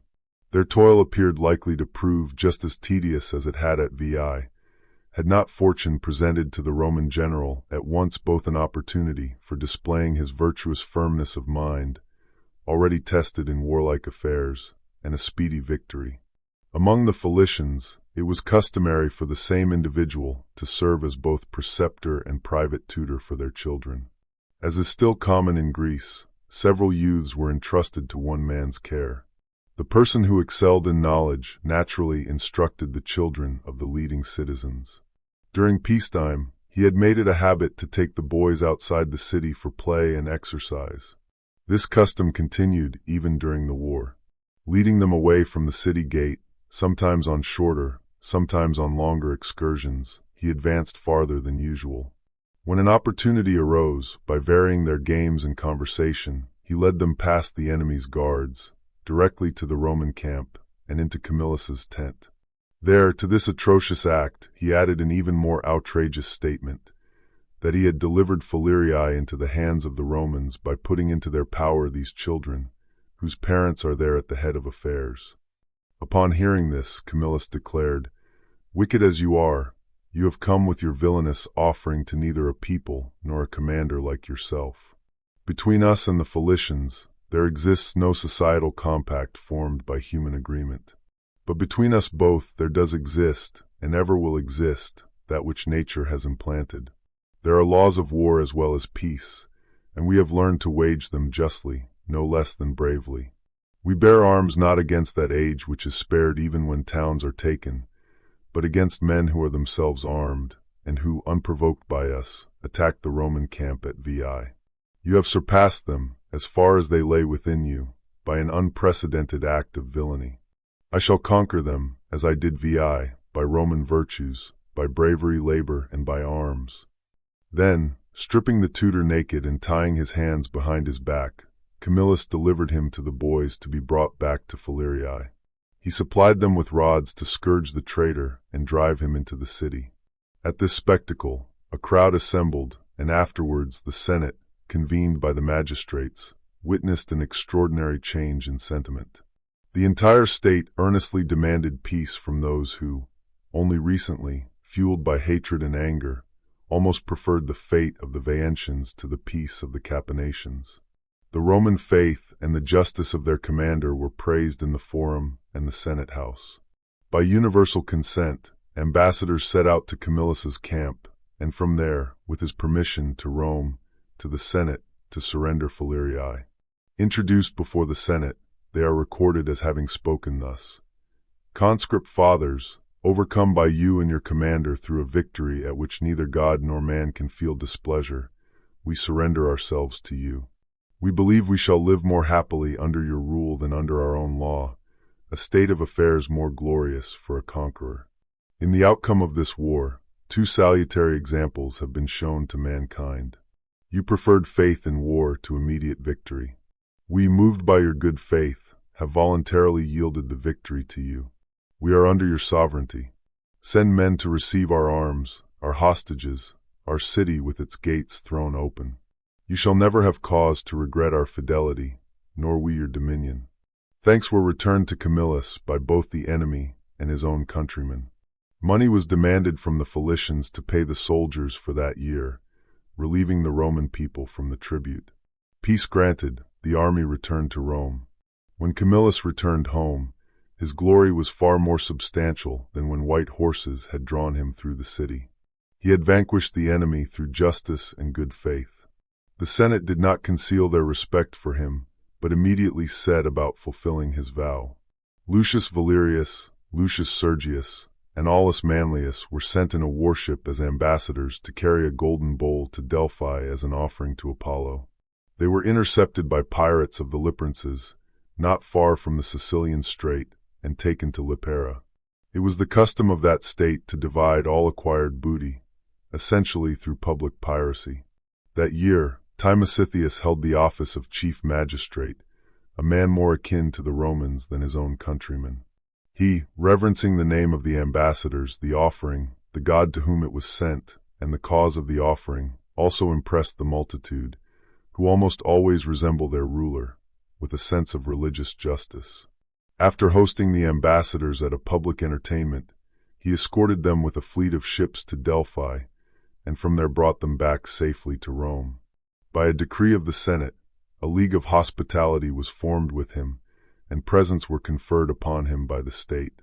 During the same year, the war with the Equins proceeded with varying success, leaving doubt among the troops and in Rome as to whether they had been victorious or defeated. The Roman commanders were Caius Aemilius and Spurius Postumius, two military tribunes.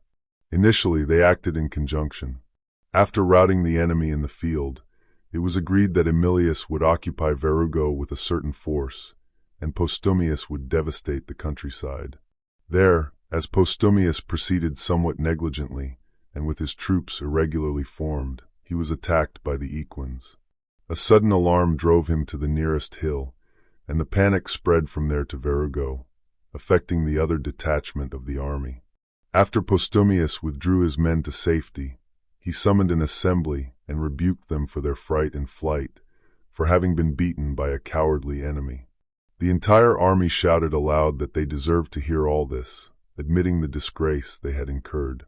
But they promised to make amends, and that the enemy's joy would not last long. Demanding that he instantly lead them to the enemy's camp, which lay in the plain within their view, they submitted to any punishment if they did not take it before night. Praising them, he ordered them to take refreshment and be ready at the fourth watch. The enemy, to prevent the Romans from escaping the hill via the road to Verrugo, had positioned themselves to meet them. The battle began before daylight, with the moon still up throughout the night, and was no more confused than a daytime battle. But the shout reached Verrugo, causing such a panic among Aemilius's detachment that, despite his pleas and efforts to stop them, they fled in great disorder to Tusculum. From there, a report reached Rome that Postumius and his army were cut to pieces. When dawn dispelled any apprehension of an ambush in case of a hasty pursuit, Postumius rode through the ranks, demanding the fulfillment of their promises. He infused such ardor into them that the Equins could no longer withstand their impetuosity. The subsequent slaughter during their flight, conducted more out of anger than courage, continued until the total destruction of the enemy. The distressing news from Tusculum, which had needlessly alarmed the state, was then followed by a letter from Postumius, adorned with laurel, announcing that the victory belonged to the Roman people, that the army of the Equins was destroyed. As the proceedings of the plebeian tribunes had not yet concluded, the common people strove to continue the office for the law's proponents, while the patricians sought to re-elect its opponents. However, the commons were more successful in electing their own magistrates. The patricians avenged this annoyance by passing a Senate decree that consuls, magistrates detested by the commons, should be elected. After a 15-year interval, Lucius Lucretius Flavus and Servius Sulpicius Camerinus were appointed consuls. At the beginning of this year, while the tribunes of the commons united their efforts to pass the law, with no one in their college likely to oppose them, and the consuls resisted with equal energy, the Equins stormed Vitellia, a Roman colony in their territory. Most of the colonists made their way safely to Rome because the town, taken by treachery in the night, offered an unimpeded escape route from the remote side of the city. That province fell to the lot of Consul Lucius Lucretius. Setting out with his army, he vanquished the enemy in the field and returned victorious to Rome for a much more serious contest.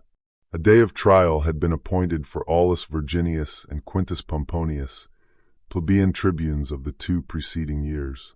In their defense, supported by the combined power of the patricians, the honor of the Senate was at stake. For no one laid against them any other impeachment, either of their way of life or their conduct in office, except that, to gratify the patricians, they had protested against the tribunician law. The resentment of the commons, however, prevailed over the influence of the Senate. By a most pernicious precedent, these innocent men were condemned to pay a fine of 10,000 asses. At this, the patricians were very much incensed. Camillus openly charged the commons with gross violation of duty. He argued that, now turning their venom against their own body, they did not feel that by their iniquitous sentence on the tribunes they abolished the right of protesting, that by abolishing this right they had upset the tribunician authority. For they were mistaken in expecting that the patricians would tolerate the unbridled licentiousness of that office. If tribunician violence could not be repelled by tribunician aid, the patricians would find some other weapon. He also blamed the consuls for silently allowing those tribunes who had followed the Senate's authority to be betrayed by their reliance on public faith. By openly expressing these sentiments, he daily further exacerbated the people's anger. But he ceased not to urge the Senate to oppose the law.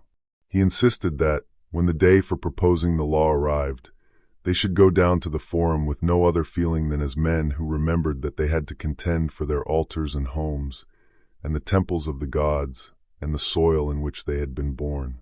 For as far as he himself individually was concerned, if during this contest to be sustained by his country, it were allowable for him to think of his own glory, it would even reflect honor on himself, that a city captured by him should be densely inhabited, that he would daily enjoy the monument of his glory, and that he would have before his eyes a city borne by him in his triumph, that all would tread in the footsteps of his renown, but that he deemed it an impiety that a city deserted and forsaken by the immortal gods should be inhabited, that the Roman people should reside in a captive soil, and that a vanquished should be taken in exchange for a victorious country. Stimulated by these exhortations from their leader, the patricians, both young and old, entered the forum in a body when the law was about to be proposed. Dispersing themselves through the tribes, each earnestly appealed to the members of their own tribe, imploring them with tears not to desert that country for which they themselves and their fathers had fought most valiantly and successfully. They pointed to the capital, the temple of Vesta, and the other temples of the gods around, urging them not to drive the Roman people, exiles and outcasts, from their native soil and household gods into the city of the enemy, and not to bring matters to such a state that it was better that Veii were not taken, lest Rome should be deserted. Because they proceeded not by violence but by entreaties, and amidst these entreaties frequent mention was made of the gods, the greatest part of the people were influenced by religious scruples. More tribes rejected the law than voted for it. So gratifying was this victory to the patricians that on the following day, on a motion made by the consuls, a Senate decree was passed that 7 acres of Veientian territory should be distributed to the commons. This was to be given not only to the fathers of families, but also considering all free persons in their household, encouraging them to raise their children with that prospect. The commons, swayed by such a generous gift, made no opposition to holding the consular elections. Lucius Valerius Potitus and Marcus Manlius, later known as Capitolinus, were elected consuls. These consuls celebrated the great games that Marcus Furius, as dictator, had vowed during the Veientian War. In the same year, the temple of Imperial Juno, also vowed by the same dictator during that war, was dedicated. It is said that matrons attended the dedication with great enthusiasm. A war scarcely worth mentioning was waged with the equins at Algidum, the enemy fleeing almost before the fight began. Valerius, for his persistence in pursuing and slaughtering them, was granted a triumph. Manlius was decreed an ovation upon entering the city.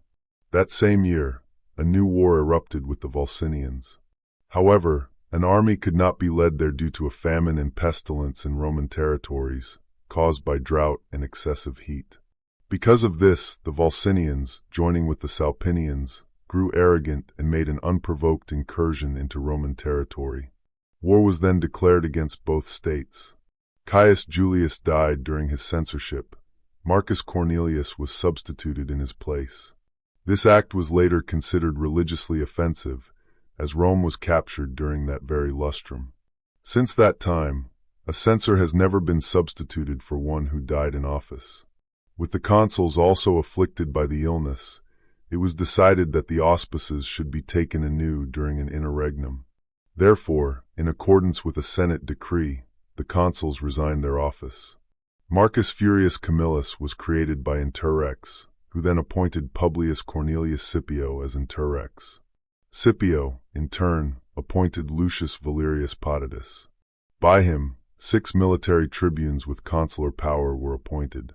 This ensured that, even if one were incapacitated by illness, the state would have a sufficient number of magistrates.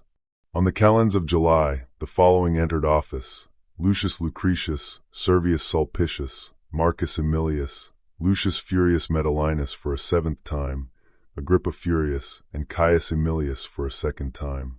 Of these, Lucius Lucretius and Caius Aemilius were assigned the Volsinians as their province. The Salpinians fell to Agrippa Furius and Servius Sulpicius. The first engagement was with the Volsinians.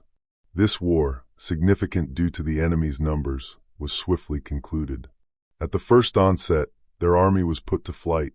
8,000 soldiers, surrounded by cavalry, laid down their arms and surrendered.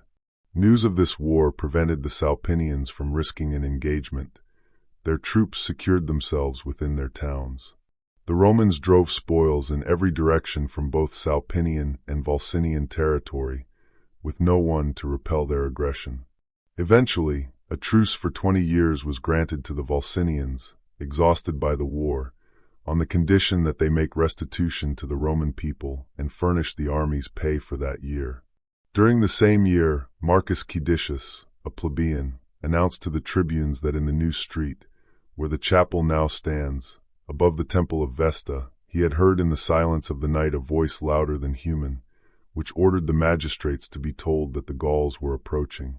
This warning, as is common, was disregarded due to the humble station of the messenger, and because the nation was a distant and therefore lesser-known people. Not only were the warnings of the gods disregarded, with fate now impending, but further, the only human aid remaining to them, Marcus Furius, drove away from the city. On a trial day appointed for him by Lucius Apuleius, a tribune of the people, concerning the Veientian spoil, and having also lost his young son around the same time, Camillus summoned the members of his tribe and his dependents, who constituted a considerable portion of the commons. Sounding their sentiments, he received the answer that they would contribute whatever fine he was condemned to pay, but they were unable to acquit him. Camillus then retired into exile, praying to the immortal gods that, if that outrage was done to him without his deserving it, they would at the earliest opportunity give cause to his ungrateful country to regret his absence. In his absence, he was fined 15,000 asses.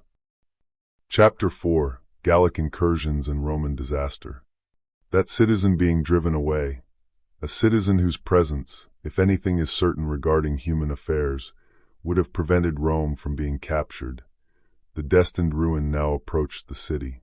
Ambassadors came from the Closinians, soliciting aid against the Gauls.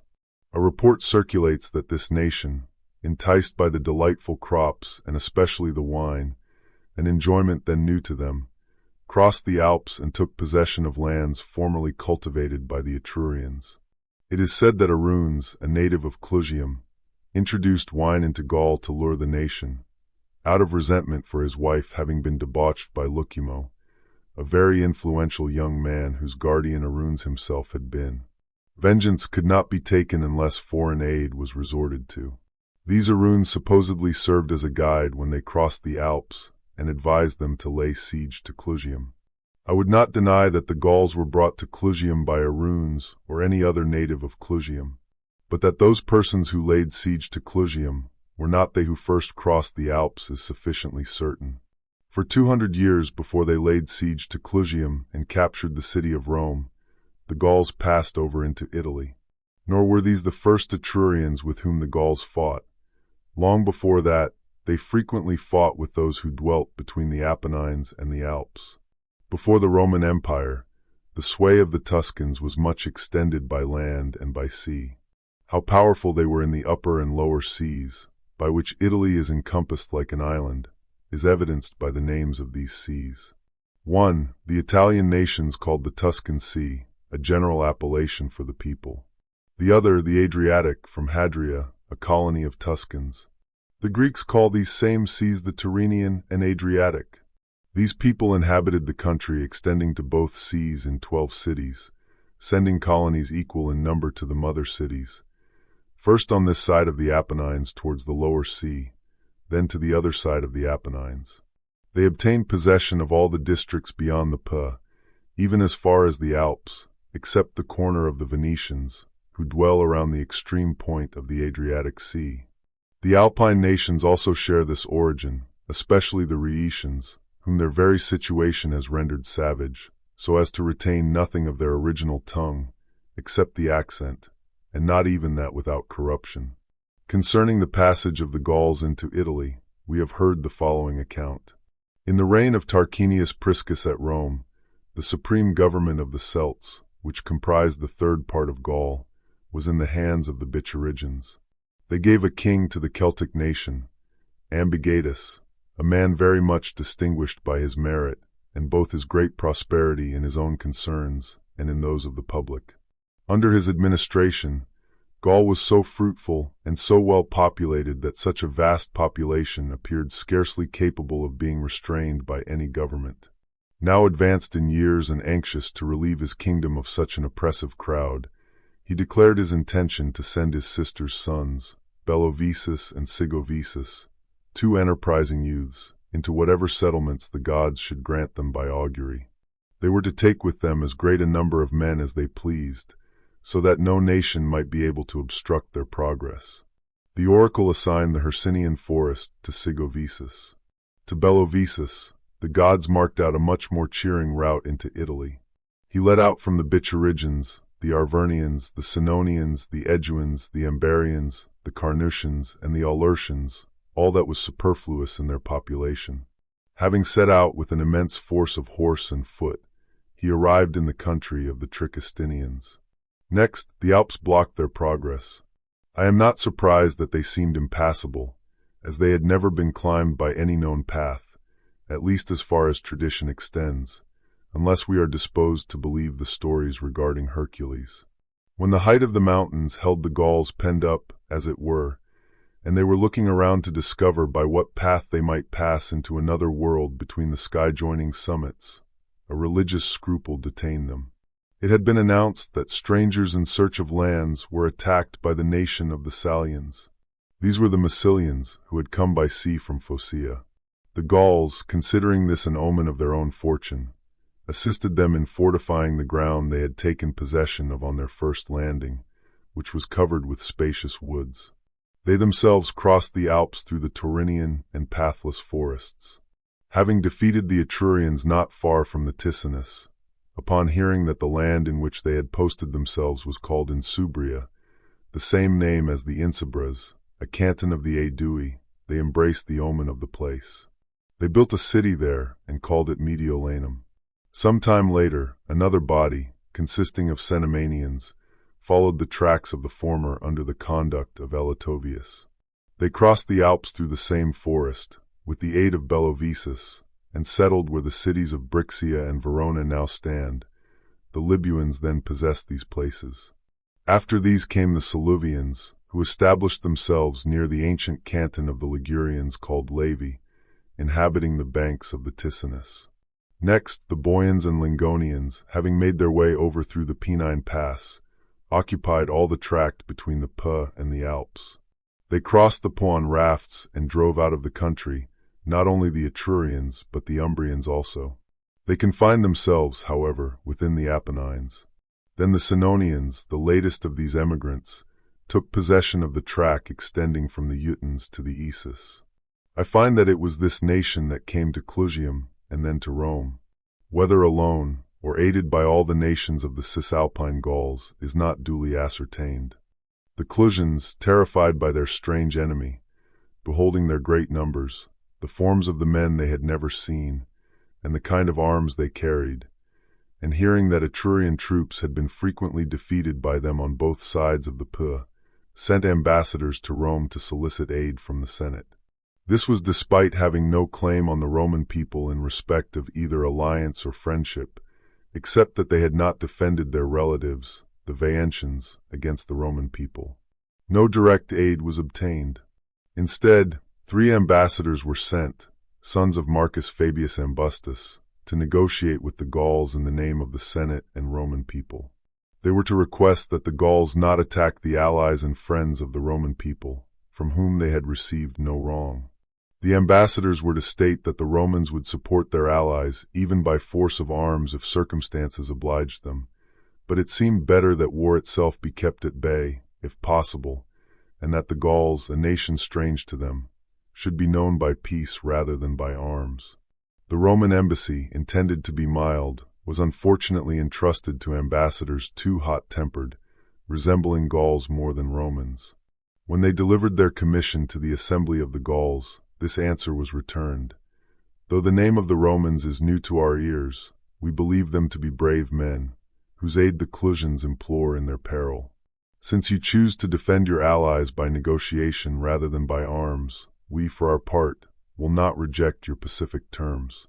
However, the Clusians must surrender to the Gauls, who are in need of land, a portion of their territories that they possess to a greater extent than they can cultivate.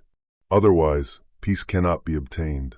We wish to receive an answer in the presence of the Romans. If the land is refused, we will decide the matter with the sword, in the presence of these same Romans, so that you may carry home an account of how much the Gauls excel all other mortals in bravery." When the Romans asked what right the Gauls had to demand land from its possessors or to threaten war, and what business the Gauls had in Etruria, the Gauls fiercely replied that they carried their right in their swords, and that all things were the property of the brave. With minds inflamed on both sides, they each resorted to arms, and battle commenced. Here, with fate pressing hard on the Roman city, the ambassadors, contrary to the law of nations, took up arms. This could not be done in secret, as 3 of the noblest and bravest Roman youths fought in the vanguard of the Etrurians. So conspicuous was the valor of the foreigners. Moreover, Quintus Fabius, riding out beyond the line, slew a Gallic general who was furiously charging the Etrurian standards, having run him through the side with his spear. The Gauls recognized him when stripping him of his spoils, and a signal was given throughout the entire line that he was a Roman ambassador.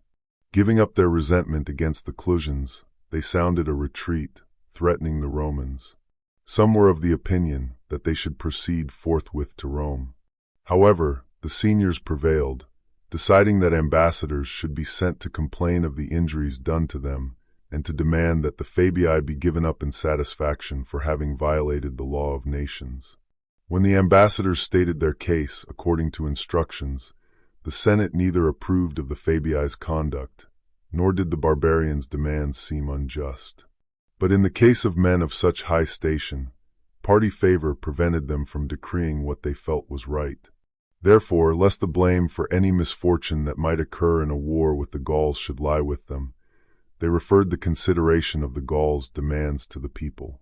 There, influence and wealth were so predominant that those whose punishment was under consideration were elected military tribunes with consular power for the ensuing year.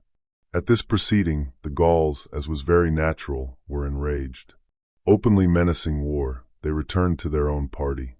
With the 3 Fabii, the military tribunes elected were Quintus Sulpicius Longus, Quintus Servilius for a 4th time, and Servius Cornelius Meluginensis. Though danger of such magnitude was impending, so completely does fortune blind the minds of men when she wishes not her threatening stroke to be foiled. A state that against the Fidenatian and Veientian enemies and other neighboring states had sought aid even from the most distant quarters, and had appointed a dictator on many trying occasions, that same state now, when an enemy never before seen or heard of, from the ocean and remotest regions of the earth, was advancing in arms against them, looked not for any extraordinary command or aid. Tribunes, by whose temerity the war had been brought upon them, were appointed to the chief direction of affairs. Even making less of the war than fame had represented it, they held the levy with no greater diligence than was customary for ordinary wars. In the meantime, the Gauls, hearing that honor was even conferred on the violators of human law, and that their embassy was slighted, inflamed with resentment, over which that nation has no control, immediately snatched up their standards and began their march with the utmost expedition. As cities, alarmed by the tumult they caused in their hurried passage, began to arm themselves and peasants fled, the Gauls indicated by a loud shout that they were proceeding to Rome, covering an immense space of ground wherever they passed with their widely spread horses and men. But fame, and the messengers from Clusium, and then from other states one after another, preceded them. The enemy's rapid advance brought the greatest consternation to Rome. For with their hastily assembled troops, they met the Romans within the distance of the 11th milestone, where the river Allia, descending from the Crustuminian mountains in a very deep channel, joins the river Tiber not far below the road. Already, all the places in front and on each side were crowded with the enemy. This nation, with a natural turn for causeless confusion, filled all places with a horrible din through their harsh music and discordant clamors. There the military tribunes, without having previously selected a place for their camp, without having previously raised a rampart to which they might retreat, unmindful of their duty to the gods, let alone to man, without taking auspices or offering sacrifices, drew up their line. This line was extended towards the flanks, lest they be surrounded by the great numbers of the enemy. Still, their front could not be made equal to that of the enemy, though by thinning their line they rendered their center weak and scarcely connected. There was on the right a small eminence, which it was determined to fill with bodies of reserve. That circumstance, as it was the first cause of their dismay and flight, so it proved their only means of safety in their flight. For Brennus, the chieftain of the Gauls, being chiefly apprehensive of some design intended in the small number of the enemy, thinking that the high ground had been seized for this purpose, that when the Gauls had been engaged in front with the line of the legions, the reserve was to make an attack on their rear and flank, directed his troops against the reserve. He was certain that if he had dislodged them from their ground, the victory would be easy in the plain for a force which had so much advantage in numbers. Thus, not only fortune, but judgment also stood on the side of the barbarians. In the opposite army, nothing like Romans appeared, either in the commanders or in the soldiers. Terror and dismay had taken possession of their minds, and such a forgetfulness of everything that a far greater number of them fled to Veii, a city of their enemy, though the Tiber stood in their way, than by the direct road to Rome, to their wives and children. Their position defended the reserve for some time. Throughout the remainder of the line, as soon as the shout was heard, by those who stood nearest on their flank, and by those at a distance on their rear, almost before they could look at the enemy, yet untried, not only without attempting to fight, but without even returning the shout, fresh and unhurt, they took to flight. Nor was there any slaughter of them in the act of fighting, but their rear was cut to pieces while they obstructed each other's flight. A great slaughter was made on the bank of the Tiber, where the entire left wing, having thrown down their arms, directed their flight. Many who did not know how to swim, or were exhausted, weighed down by their coats of mail and other defensive armor, were swallowed up in the current. The greatest part, however, escaped safely to Veii. From there, not only no reinforcement, but not even an account of their defeat, was forwarded to Rome.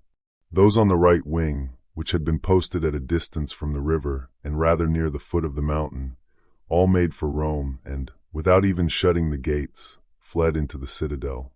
The miraculous attainment of so sudden a victory held even the Gauls in a state of stupefaction. At first, they stood motionless with panic, as if not knowing what had happened. Then they apprehended a stratagem. At length, they began to collect the spoils of the slain and to pile up the arms in heaps, as is their custom. Then at last, when no appearance of anything hostile was observed anywhere, having proceeded on their journey, they reached the city of Rome not long before sunset. When some horsemen who had advanced ahead brought back word that the gates were not shut, that no guard was posted before the gates, and no armed troops on the walls, another cause of amazement, similar to the former, made them halt. Dreading the night and their ignorance of the city's layout, They posted themselves between Rome and the Anio after sending scouts around the walls and the several gates to ascertain what plans the enemy would adopt in their desperate circumstances. As for the Romans, since the greater part had gone to Veii from the battlefield, and no one supposed that any survived except those who had fled back to Rome, all were lamented as lost, both living and dead, causing the entire city to be filled with wailing. The alarm for the public interest stifled private sorrow as soon as it was announced that the enemy was at hand. Presently, with the barbarians patrolling around the walls in troops, they heard their yells and the dissonant clangor of their arms. All the interval up to the next day kept their minds in such a state of suspense that an assault seemed every moment about to be made on the city. On their first approach, when they arrived at the city, it was expected, for if this were not their design, they would have remained at the Alia. Then, towards sunset, because there was not much of the day remaining, they imagined that they would attack before night. Then the design was deferred until night, in order to strike greater terror. At length, the approach of light struck them with dismay. The calamity itself followed closely upon their continued apprehension of it, when the troops entered the gates in a hostile array. During that night, however, and the following day, the state by no means bore any resemblance to that which had fled so dastardly at the Alia. For as there was no hope that the city could be defended with so small a number of troops now remaining, it was determined that the youth fit for military service, and the abler part of the Senate with their wives and children, should retire into the citadel and capital. Having collected stores of arms and corn, and from that fortified post, they would defend the deities, the inhabitants, and the Roman name. The Flamen Quirinalis and the Vestal priestesses were to carry away, far from slaughter and conflagration, the objects pertaining to the state's religion, ensuring their worship would not be interrupted until no one remained to continue it.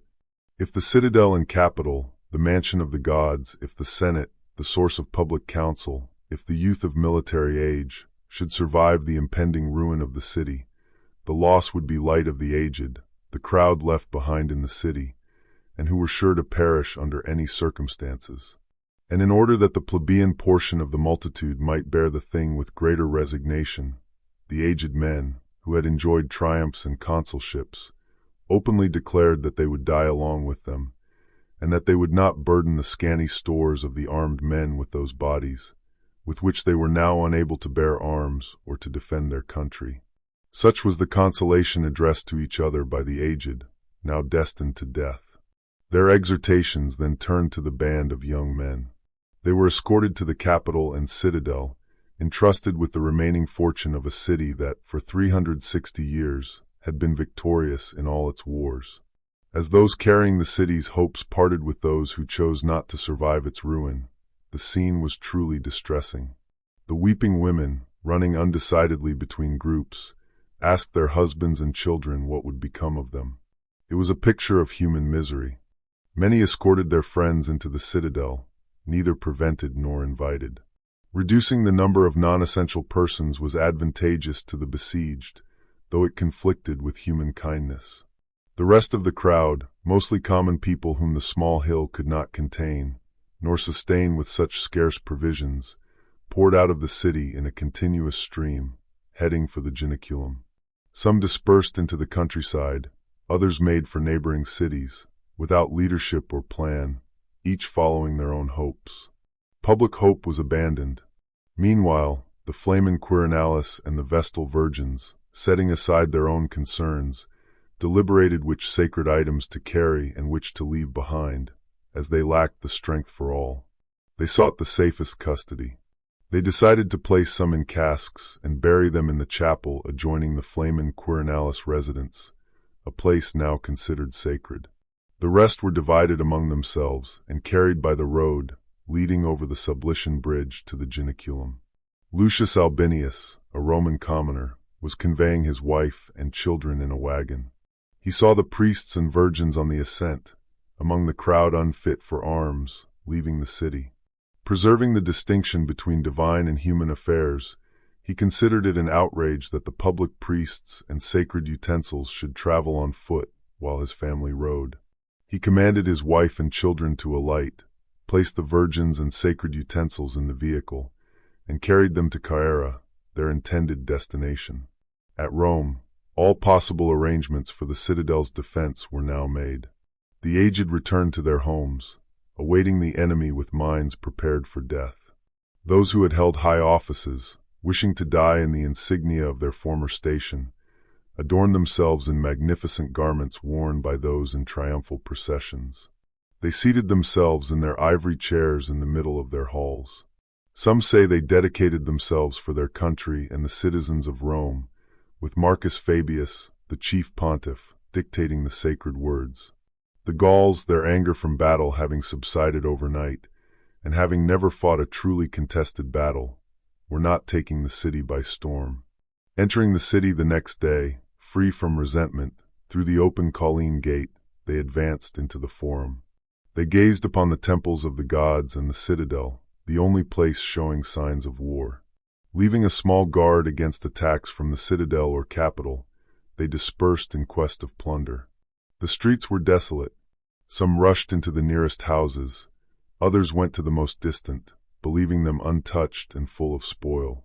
Later, terrified by the very solitude, fearing enemy stratagem while dispersed, they returned in groups to the Forum and its adjoining areas. There, the houses of the common people were shut, but the halls of the leading men lay open. They felt a greater reluctance to attack the open houses than the shut ones. They beheld, with a sort of veneration, men sitting in the porches of the palaces. Besides their ornaments and apparel, more august than human, they bore a striking resemblance to gods in the majesty of their looks and the gravity of their countenances. As they stood gazing, it is said that Marcus Papirius, one of the elders, roused the anger of a Gaul by striking him on the head with his ivory staff as the Gaul stroked his long beard. This act began the bloodshed. The rest were slain in their seats. After the slaughter of the nobles, no one was spared. The houses were plundered, and when emptied, were set on fire. Whether not all were intent on destroying the city, or it had been so determined by the Gallic leaders, some fires were set to see if the besieged could be forced to surrender out of affection for their homes. They also aimed to leave some portion of the city as a pledge to influence the enemy. Thus, the fire did not spread indiscriminately or extensively on the first day, as is usual in a captured city. From the citadel, the Romans watched their city filled with the enemy, running to and fro through the streets, a new calamity appearing in every direction. They could neither maintain their composure nor fully control their senses. Wherever the shouts of the enemy, the cries of women and children, the crackling of flames, and the crash of falling houses drew their attention, they turned their thoughts, faces, and eyes. Fortune had made them spectators of their country's fall, protectors of nothing but their own persons. They were more to be pitied than any other besieged people, for, shut out from their country, they were besieged while beholding all their possessions in the enemy's power. The night that followed such a horrifying day was no more tranquil. A restless night gave way to an equally distressing day. There was no moment free from the sight of some new disaster. Overwhelmed by so many evils, they did not waver in their determination. Though they saw everything in flames and leveled to dust, they resolved to defend the small, ill-provided hill they occupied, left as a refuge for liberty. As the same events recurred daily, as if accustomed to misfortune, they detached their thoughts from all feelings for their circumstances, regarding only their arms and the swords in their right hands as the sole remnants of their hopes. The Gauls, after several days of ineffectual war against the city's buildings, saw that amidst the fires and ruins, nothing remained but armed enemies. These Romans, neither terrified by so many disasters nor likely to surrender without force, decided to resort to extreme measures and attack the citadel. At daybreak, a signal was given, and their entire multitude arrayed in the Forum. Then, raising a shout and forming a tortoise formation, they advanced to the attack. The Romans, acting neither rashly nor precipitately, had strengthened the guards at every approach. They concentrated their main strength where they saw the battalions advancing. They allowed the enemy to ascend, judging that the higher they climbed, the more easily they would be driven back down the steep slope. They met the Gauls about midway up the ascent. Charging from the higher ground, which gave them an advantage, they routed the Gauls with great slaughter. Never again, either in small parties or with their whole force, did the Gauls attempt that kind of fighting. Abandoning all hope of succeeding by force of arms, they prepared for a blockade.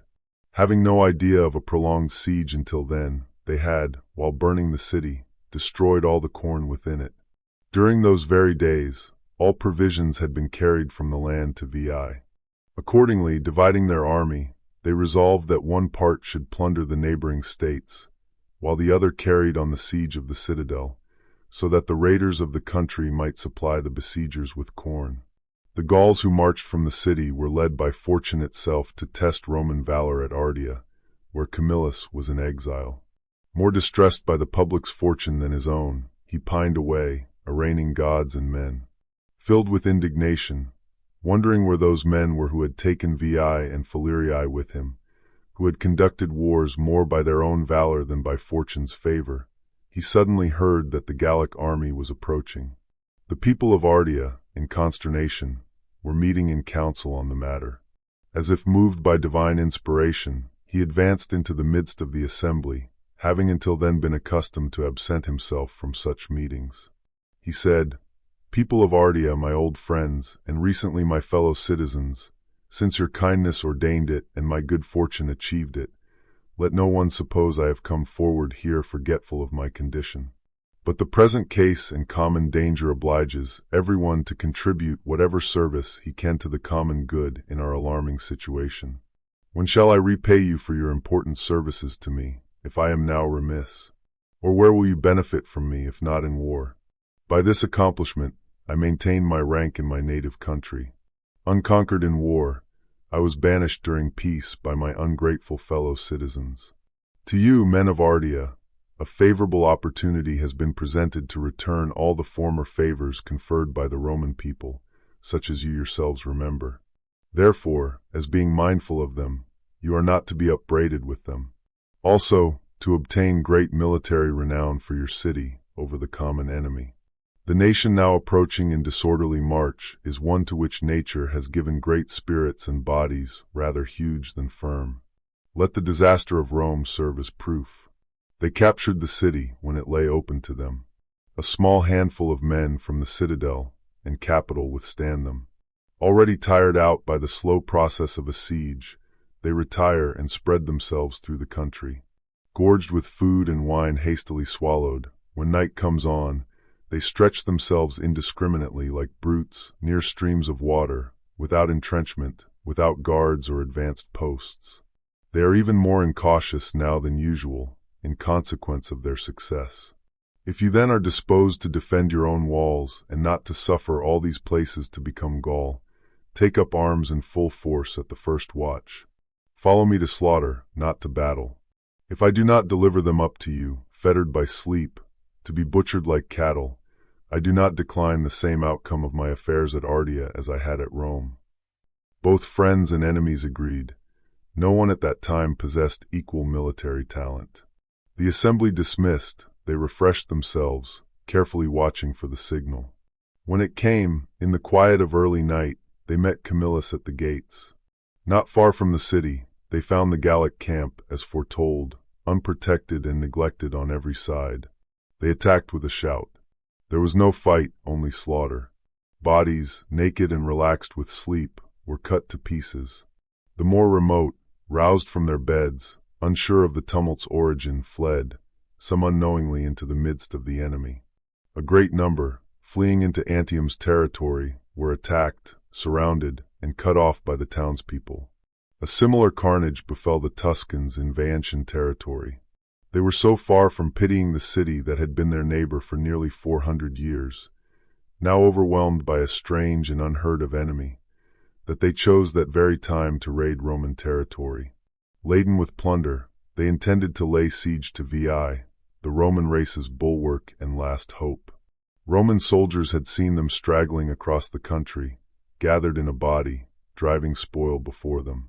They also noticed the Tuscan camp pitched not far from Veii. At this, self-pity, then indignation, and finally resentment filled their minds. Were their calamities to be mocked by the Etrurians, from whom they had diverted the Gallic war onto themselves. They could barely curb their passions to refrain from attacking them immediately. Restrained by Quintus Caedicius, the centurion they had appointed commander, they deferred the matter until night. A leader equal to Camillus was all that was wanted. In other respects, matters were conducted with the same order and fortunate result. Furthermore, guided by prisoners who had survived the nightly slaughter, they set out for Salini against another body of Tuscans. They made still greater havoc the following night and returned to Veii, exulting in their double victory. Meanwhile in Rome, the siege was generally slow, with quiet on both sides. The Gauls were intent only on ensuring no enemy escaped their posts. Then, suddenly, a Roman youth drew the admiration of both his countrymen and the enemy. There was a sacrifice solemnized at stated times by the Fabian family on the Quirinal Hill. To perform this, Gaius Fabius Dorso descended from the Capitol, in Gabin attire, carrying sacred utensils. He passed through the midst of the enemy's posts, unmoved by their calls or threats, and reached the Quirinal Hill. After duly performing the solemn rites, he returned the same way with the same firm countenance and gait. Confident that the gods were propitious, whose worship he had not neglected even when prohibited by the fear of death, he returned to the capital to his friends. The Gauls were either astounded by such extraordinary boldness or moved by religious considerations, which that nation was by no means regardless of. In the meantime, not only the courage but also the strength of those at Veii increased daily. Not only Romans who had strayed after the unsuccessful battle or the city's capture repaired there from the country, but volunteers also flowed in from Latium to share in the spoil. It now seemed high time that their country should be recovered and rescued from the enemy's hands. But this strong body lacked a head. The very spot reminded them of Camillus, and a considerable part consisted of soldiers who had fought successfully under his guidance and auspices. Caedicius declared that he would not give occasion for any, whether god or man, to terminate his command. Rather, mindful of his own rank, he would himself call for the appointment of a general. With universal consent, it was resolved that Camillus should be sent from Ardea, but not until the Senate at Rome was first consulted. So carefully did a sense of propriety regulate every proceeding. Accordingly, dividing their army, they resolved that one part should plunder the neighboring states, while the other carried on the siege of the citadel, so that the raiders of the country might supply the besiegers with corn. The Gauls who marched from the city were led by fortune itself to test Roman valor at Ardea, where Camillus was in exile. More distressed by the public's fortune than his own, he pined away, arraigning gods and men. Filled with indignation, wondering where those men were who had taken Veii and Falerii with him, who had conducted wars more by their own valor than by fortune's favor, he suddenly heard that the Gallic army was approaching. The people of Ardea, in consternation, were meeting in council on the matter. As if moved by divine inspiration, he advanced into the midst of the assembly, having until then been accustomed to absent himself from such meetings. He said, "People of Ardea, my old friends, and recently my fellow citizens, since your kindness ordained it and my good fortune achieved it, let no one suppose I have come forward here forgetful of my condition. But the present case and common danger obliges everyone to contribute whatever service he can to the common good in our alarming situation. When shall I repay you for your important services to me, if I am now remiss? Or where will you benefit from me, if not in war? By this accomplishment, I maintained my rank in my native country. Unconquered in war, I was banished during peace by my ungrateful fellow citizens. To you, men of Ardea, a favorable opportunity has been presented to return all the former favors conferred by the Roman people, such as you yourselves remember. Therefore, as being mindful of them, you are not to be upbraided with them. Also, to obtain great military renown for your city over the common enemy. The nation now approaching in disorderly march is one to which nature has given great spirits and bodies rather huge than firm. Let the disaster of Rome serve as proof. They captured the city when it lay open to them. A small handful of men from the citadel and capital withstand them. Already tired out by the slow process of a siege, they retire and spread themselves through the country. Gorged with food and wine hastily swallowed, when night comes on, they stretch themselves indiscriminately like brutes near streams of water, without entrenchment, without guards or advanced posts. They are even more incautious now than usual, in consequence of their success. If you then are disposed to defend your own walls and not to suffer all these places to become Gaul, take up arms in full force at the first watch. Follow me to slaughter, not to battle. If I do not deliver them up to you, fettered by sleep, to be butchered like cattle, I do not decline the same outcome of my affairs at Ardea as I had at Rome." Both friends and enemies agreed. No one at that time possessed equal military talent. The assembly dismissed, they refreshed themselves, carefully watching for the signal. When it came, in the quiet of early night, they met Camillus at the gates. Not far from the city, they found the Gallic camp, as foretold, unprotected and neglected on every side. They attacked with a shout. There was no fight, only slaughter. Bodies, naked and relaxed with sleep, were cut to pieces. The more remote, roused from their beds, unsure of the tumult's origin, fled, some unknowingly into the midst of the enemy. A great number, fleeing into Antium's territory, were attacked, surrounded, and cut off by the townspeople.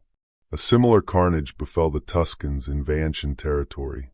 They were so far from pitying the city that had been their neighbor for nearly 400 years, now overwhelmed by a strange and unheard-of enemy, that they chose that very time to raid Roman territory.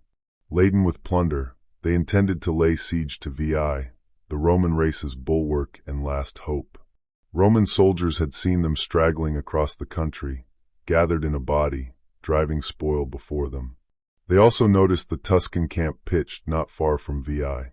At this, self-pity, then indignation, and finally resentment filled their minds.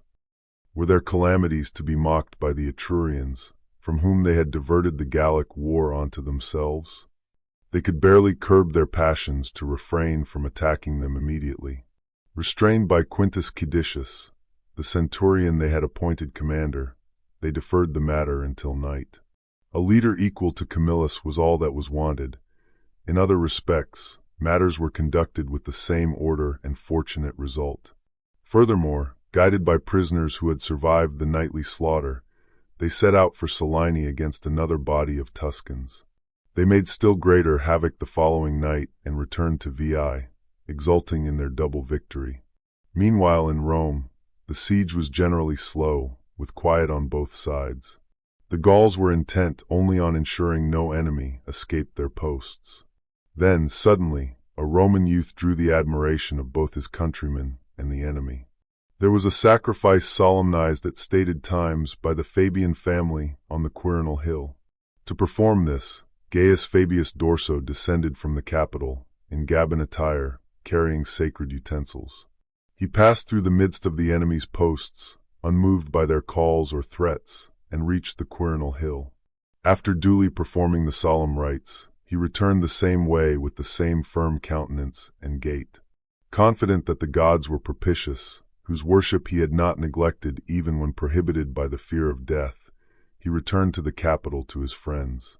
The Gauls were either astounded by such extraordinary boldness or moved by religious considerations, which that nation was by no means regardless of. In the meantime, not only the courage but also the strength of those at Veii increased daily. Not only Romans who had strayed after the unsuccessful battle or the city's capture repaired there from the country, but volunteers also flowed in from Latium to share in the spoil. It now seemed high time that their country should be recovered and rescued from the enemy's hands. But this strong body lacked a head. The very spot reminded them of Camillus, and a considerable part consisted of soldiers who had fought successfully under his guidance and auspices. Caedicius declared that he would not give occasion for any, whether god or man, to terminate his command. Rather, mindful of his own rank, he would himself call for the appointment of a general. With universal consent, it was resolved that Camillus should be sent from Ardea, but not until the Senate at Rome was first consulted. So carefully did a sense of propriety regulate every proceeding, and so precisely did they observe distinctions in their almost desperate circumstances. They had to pass at great risk through the enemy's guards. For this purpose, a spirited youth, Pontius Camillus, offered his services. Supporting himself on cork, he was carried down the Tiber to the city. From there, where the distance from the bank was shortest, he made his way into the capital over a craggy portion of the rock, neglected by the enemy's guard. Conducted to the magistrates, he delivered the instructions received from the army. Then, having received a decree of the Senate, that Camillus should be recalled from exile at the Comitia Curiata and be forthwith appointed dictator by order of the people, and that the soldiers should have the general they wished, he passed out the same way and proceeded with his dispatches to Veii. Deputies were sent to Camillus at Ardea, conducting him to Veii. Or else, the law was passed by the Curii, and he was nominated dictator in his absence. I am more inclined to believe that he did not set out from Ardea until he found that the law was passed, because he could neither change his residence without an order of the people, nor hold the privilege of the auspices in the army until he was nominated dictator. While these things were going on at Veii, the citadel and capital of Rome were in great danger. For the Gauls, either having perceived the track of a human foot where the messenger from Veii had passed, or having themselves remarked the easy ascent by the rock at the temple of Charmides, on a moonlight night, they first sent forward an unarmed person to test the way. Delivering their arms whenever difficulty occurred, alternately supporting and drawing each other up, as the ground required, they reached the summit in such silence that they escaped the notice not only of the sentinels but also of the dogs, an animal extremely watchful of night noises. They did not escape the notice of the geese, which, being sacred to Juno, were spared despite the greatest scarcity of food. This circumstance was the cause of their preservation. For Marcus Manlius, 3 years before a consul, a man distinguished in war, aroused from sleep by their cackling and the clapping of their wings, snatched up his arms. At the same time, calling others to do the same, he proceeded to the spot. While the others were in confusion, he struck with the boss of his shield and tumbled down a Gaul who had already gained footing on the summit. When this man's fall brought down those next to him, he slew others who, in their consternation, had thrown away their arms and clung to the rocks. Now the others also assembled, beating down the enemy with javelins and stones. The entire band, having lost their footing, were hurled down the precipice in promiscuous ruin. The alarm then subsided. The remainder of the night was given up to repose, as much as their disturbed minds allowed, for the danger, though past, still kept them anxious.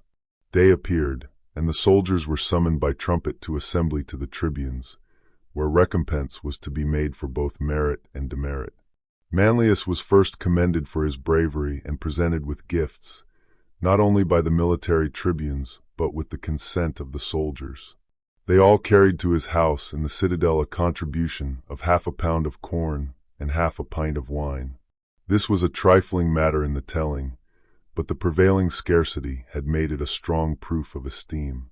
Each man, depriving himself of his own food, contributed a portion in honor of one man, subtracted from his body and necessary requirements. Then the guards of that place where the enemy had climbed up unobserved were summoned. When Quintus Sulpicius openly declared he would punish all according to military discipline, he was deterred by the soldiers' shouts, who threw the blame on one sentinel, and he spared the rest. The man, manifestly guilty of the crime, he threw down from the rock, with the approbation of all. From this time forth, the guards on both sides became more vigilant. On the part of the Gauls, because a rumor spread that messengers passed between Veii and Rome, and on that of the Romans, from the recollection of the danger that occurred during the night.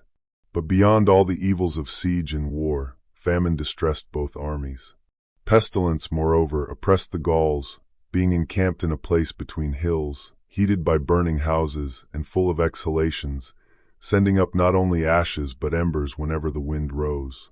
The nation, accustomed to moisture and cold, was most intolerant of these annoyances.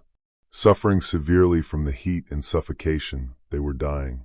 Diseases spread among cattle. Becoming weary of burying themselves separately, they heaped up bodies indiscriminately and burned them, rendering the place remarkable by the name of Gallic piles. A truce was now made with the Romans, and conferences were held with the permission of the commanders. When the Gauls frequently alluded to the famine as a further motive for their surrender, to counter that opinion, bread is said to have been thrown from the capital into the enemy's advanced posts in many places. But the famine could neither be dissembled nor endured any longer. Accordingly, while the dictator was personally engaged in holding a levy, ordering his master of the horse, Lucius Valerius, to bring up troops from Veii, and making preparations and arrangements to attack the enemy on equal terms, the army of the capital, worn out with guard duty and watches, having surmounted all human sufferings, found that nature would not suffer famine alone to be overcome. Looking forward day to day for succor from the dictator, at length not only food but hope also failed. Their arms weighed down their debilitated bodies. As the guards were being relieved, they insisted that there should be either a surrender or that they should be bought off on whatever terms were possible. The Gauls intimated, in rather plain terms, that they could be induced for no very great compensation to relinquish the siege. Then the Senate was held, and instructions were given to the military tribunes to capitulate. Upon this, the matter was settled between Quintus Sulpicius, a military tribune, and Brennus, the chieftain of the Gauls. 1,000 pounds weight of gold was agreed on as the ransom of a people who were soon after to be the rulers of the world. To a transaction very humiliating in itself, insult was added.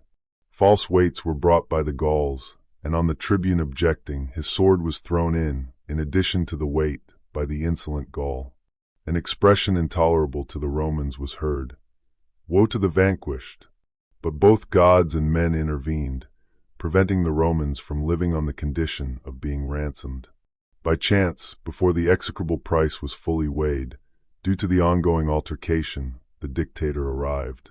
He ordered the gold removed and the Gauls to clear away. When they objected, affirming their bargain, he denied its validity. The agreement, he declared, had been made with a magistrate of inferior authority, without his orders, after he had been nominated dictator. He then notified the Gauls to prepare for battle. He ordered his men to pile their baggage, ready their arms, and recover their country with steel, not gold. Before their eyes were the temples of the gods, their wives and children, their homeland disfigured by war's calamities, and all those objects they were solemnly bound to defend, recover, and avenge. He then arrayed his army, as the half-demolished, uneven city allowed, securing every advantage for his men that military skill could provide. The Gauls, confused by the unexpected turn, seized their arms and, with rage rather than judgment, rushed upon the Romans. Fortune had changed. Now the aid of the gods and human prudence assisted the Roman cause. At the first encounter, the Gauls were routed with no greater difficulty than they had found in gaining victory at Allia. They were subsequently beaten, under the conduct of the same Camillus, in a more regular engagement, at the 8th milestone on the Gabin road, where they had retreated after their defeat. There, the slaughter was universal. Their camp was taken, and not a single person remained to carry news of the defeat. Chapter 5. Rebuilding of Rome. The dictator, having recovered his country from the enemy, returned into the city in triumph. Among the rough military jests thrown out on such occasions, he was styled, with well-deserved praises, Romulus, and parent of his country, a second founder of the city. His country, thus preserved by arms, he unquestionably saved a second time in peace. He prevented the people from moving to Veii, even with the tribunes pressing the matter earnestly after the city's burning, and the common people themselves being inclined to that measure. This was why he did not resign his dictatorship after the triumph, the Senate entreating him not to leave the Commonwealth in such an unsettled state. First of all, he proposed matters pertaining to the immortal gods, for he was a most scrupulous observer of religious duties.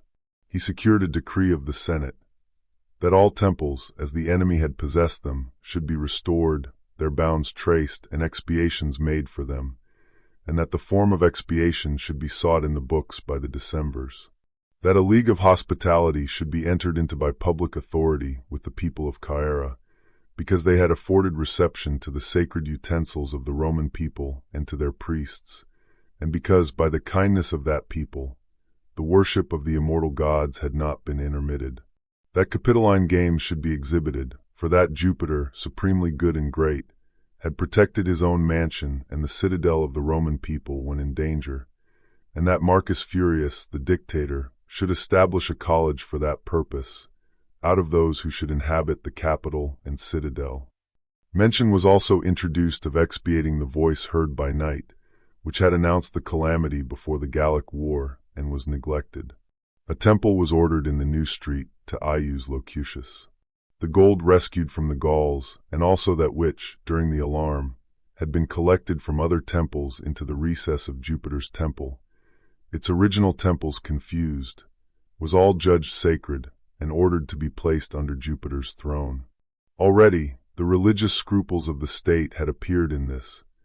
When gold was wanting for public uses to make up the agreed ransom for the Gauls, they had accepted that contributed by the matrons, so as not to touch the sacred gold. Thanks were returned to the matrons, and to this was added the honor of having funeral orations pronounced on them after death, in the same manner as the men.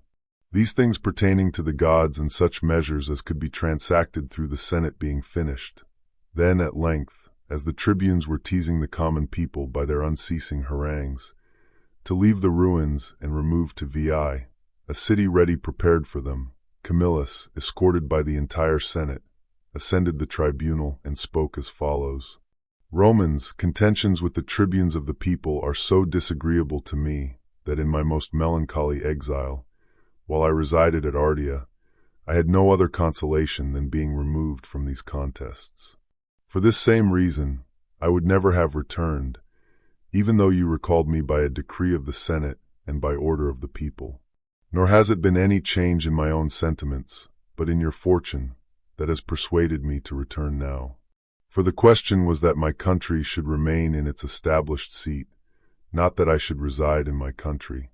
On the present occasion, I would gladly remain quiet and silent, were not this struggle also pertaining to my country's interests, to be wanting to which, as long as life lasts, were based in others, in Camillus impious. For why have we recovered it? Why have we rescued it when besieged from the hands of the enemy, if we ourselves desert it when recovered? And when the Gauls were victorious, the entire city captured, both the gods and the natives of Rome still retained and inhabited the capital and citadel, shall even the citadel and the capital be deserted, now that the Romans are victorious and the city has been recovered? And shall our prosperous fortune cause more desolation to this city than our adverse caused?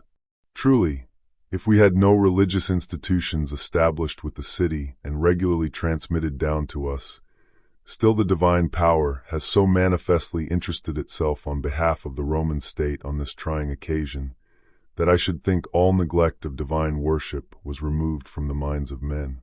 Consider the events of these latter years, one after the other, whether prosperous or adverse.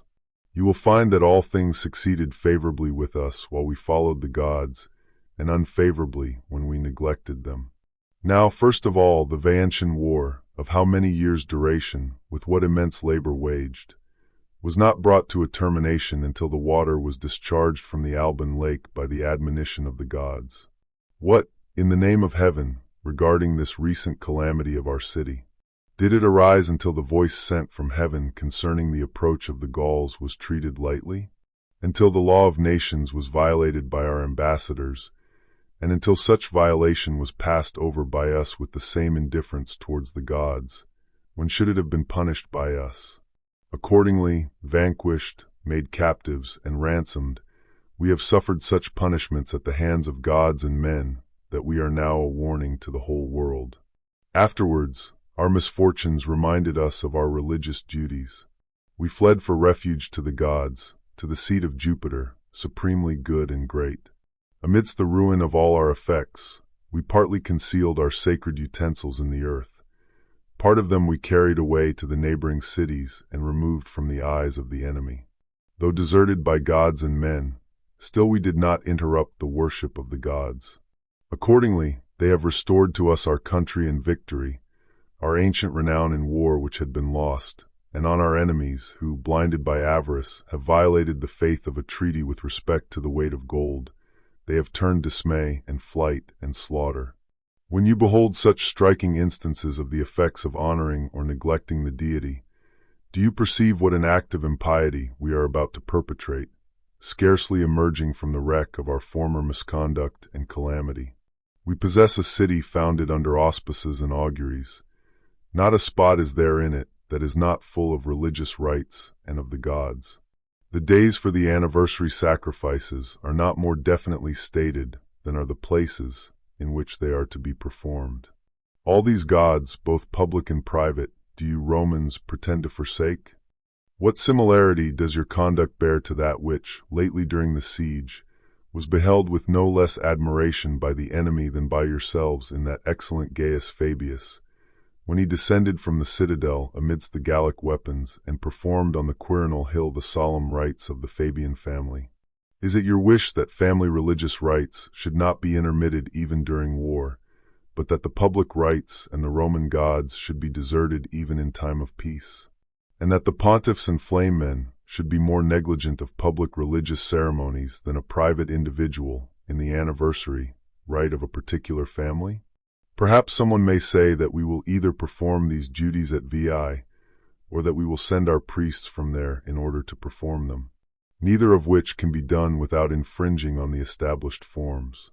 For not to enumerate all the sacred rites severally and all the gods, can the lectisternium in the banquet of Jupiter be performed in any other place save in the capital?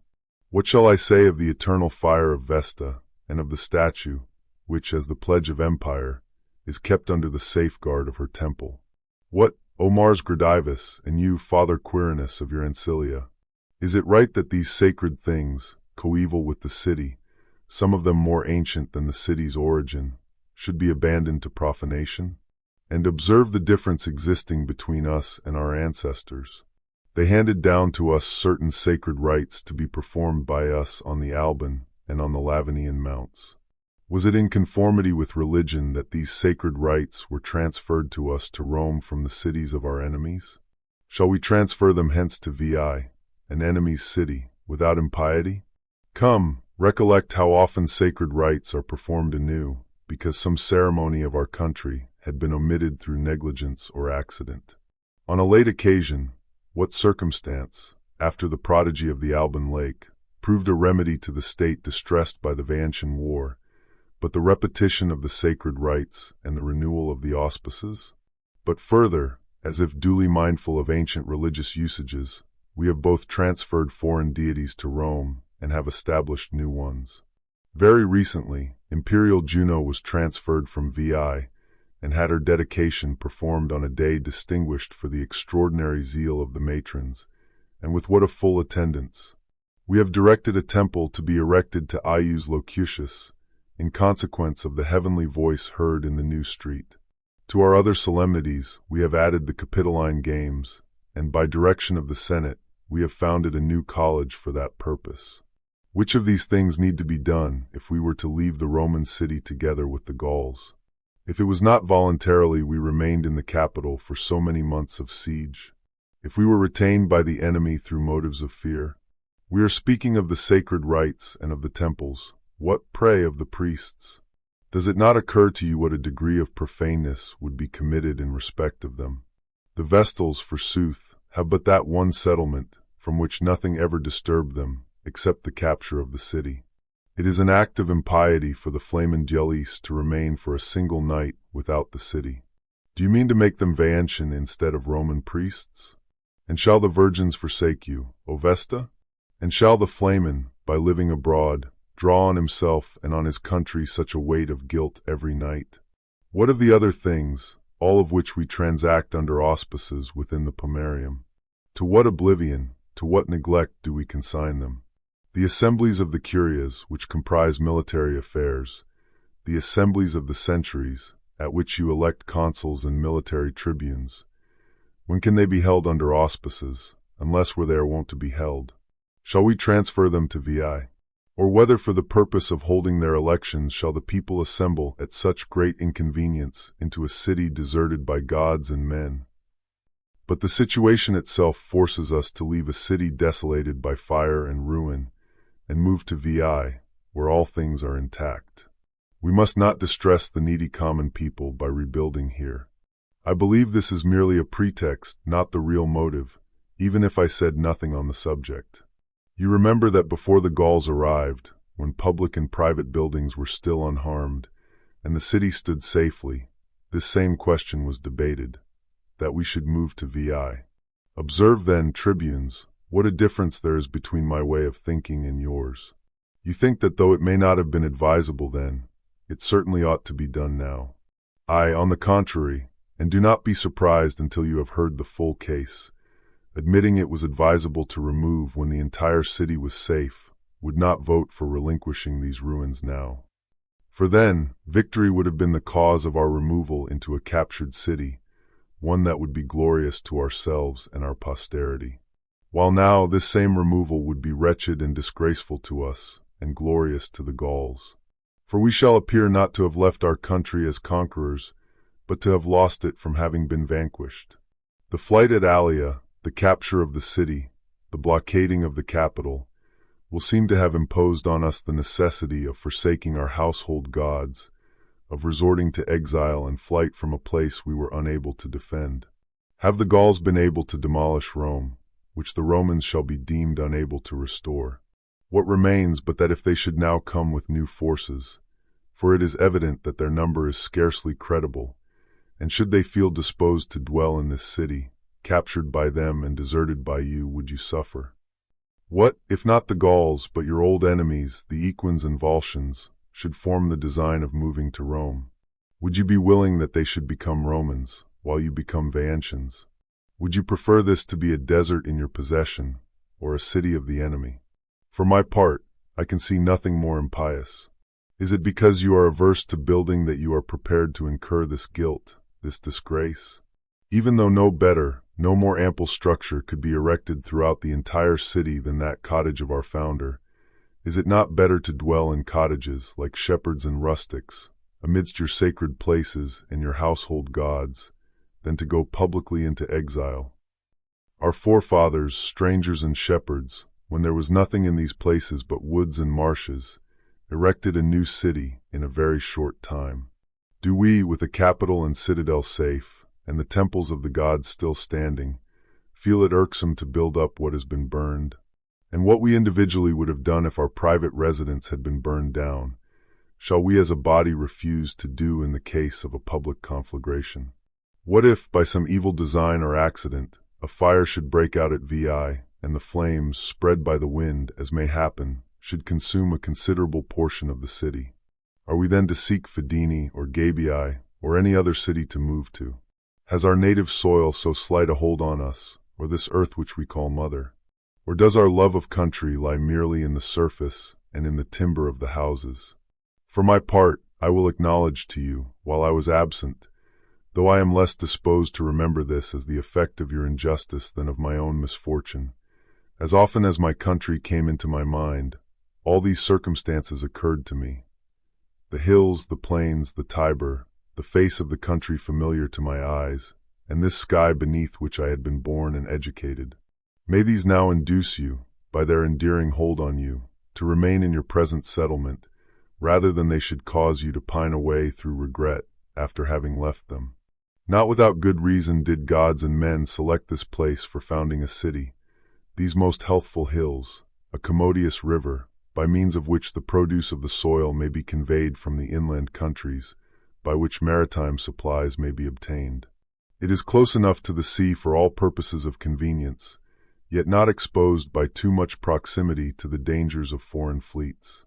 It is a situation in the center of the regions of Italy, singularly adapted by nature for the increase of a city. The very size of such a new city is proof. Romans, the present year is the 365th year of the city. For so long a time are you waging war amidst nations of such long standing, yet not to mention single cities, neither the Volscians combined with the Equins, so many and such strong towns, nor all Etruria, so potent by land and sea, occupying the breadth of Italy between the two seas, can cope with you in war. And as the case is so where, in the name of goodness, is the wisdom in you who have tried this situation, to make trial now of some other?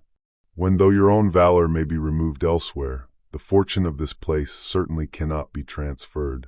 Here is the capital, where, a human head being found, it was foretold that in that place would be the head of the world and the chief seat of the empire. Here, when the capital was to be freed by the rites of augury, Juventus and Terminus, to the very great joy of our fathers, suffered not themselves to be moved. Here is the fire of Vesta, here the Ancilia sent down from heaven, here are all the gods propitious to you if you stay. Camillus is said to have moved them with other parts of his speech, but chiefly by those which related to religious matters. But an expression, seasonably uttered, determined the matter while still undecided. A meeting of the Senate was being held in the Curia Hostilia regarding these questions, when some troops returning from relieving guard passed through the forum. A centurion in the comitium cried out, "Standard-bearer, fix your standard. It is best for us to remain here." Upon hearing this expression, both the Senate came out from the Senate house, and all cried out that they embraced the omen. The common people, who were collected around, joined their approbation. The law under discussion being rejected, the building of the city commenced in several parts at once. Tiles were supplied at public expense. The privilege of hewing stone and felling timber, wherever each person wished, was granted, security being taken that they would finish the buildings that year. Their haste took away all attention to regulating the course of the streets. Setting aside all distinction of property, they built on any part that was vacant. That is the reason why the ancient sewers, at first conducted through the public streets, now in many places pass under private houses, and why the form of the city appears more like one taken up by individuals than regularly portioned out by commissioners.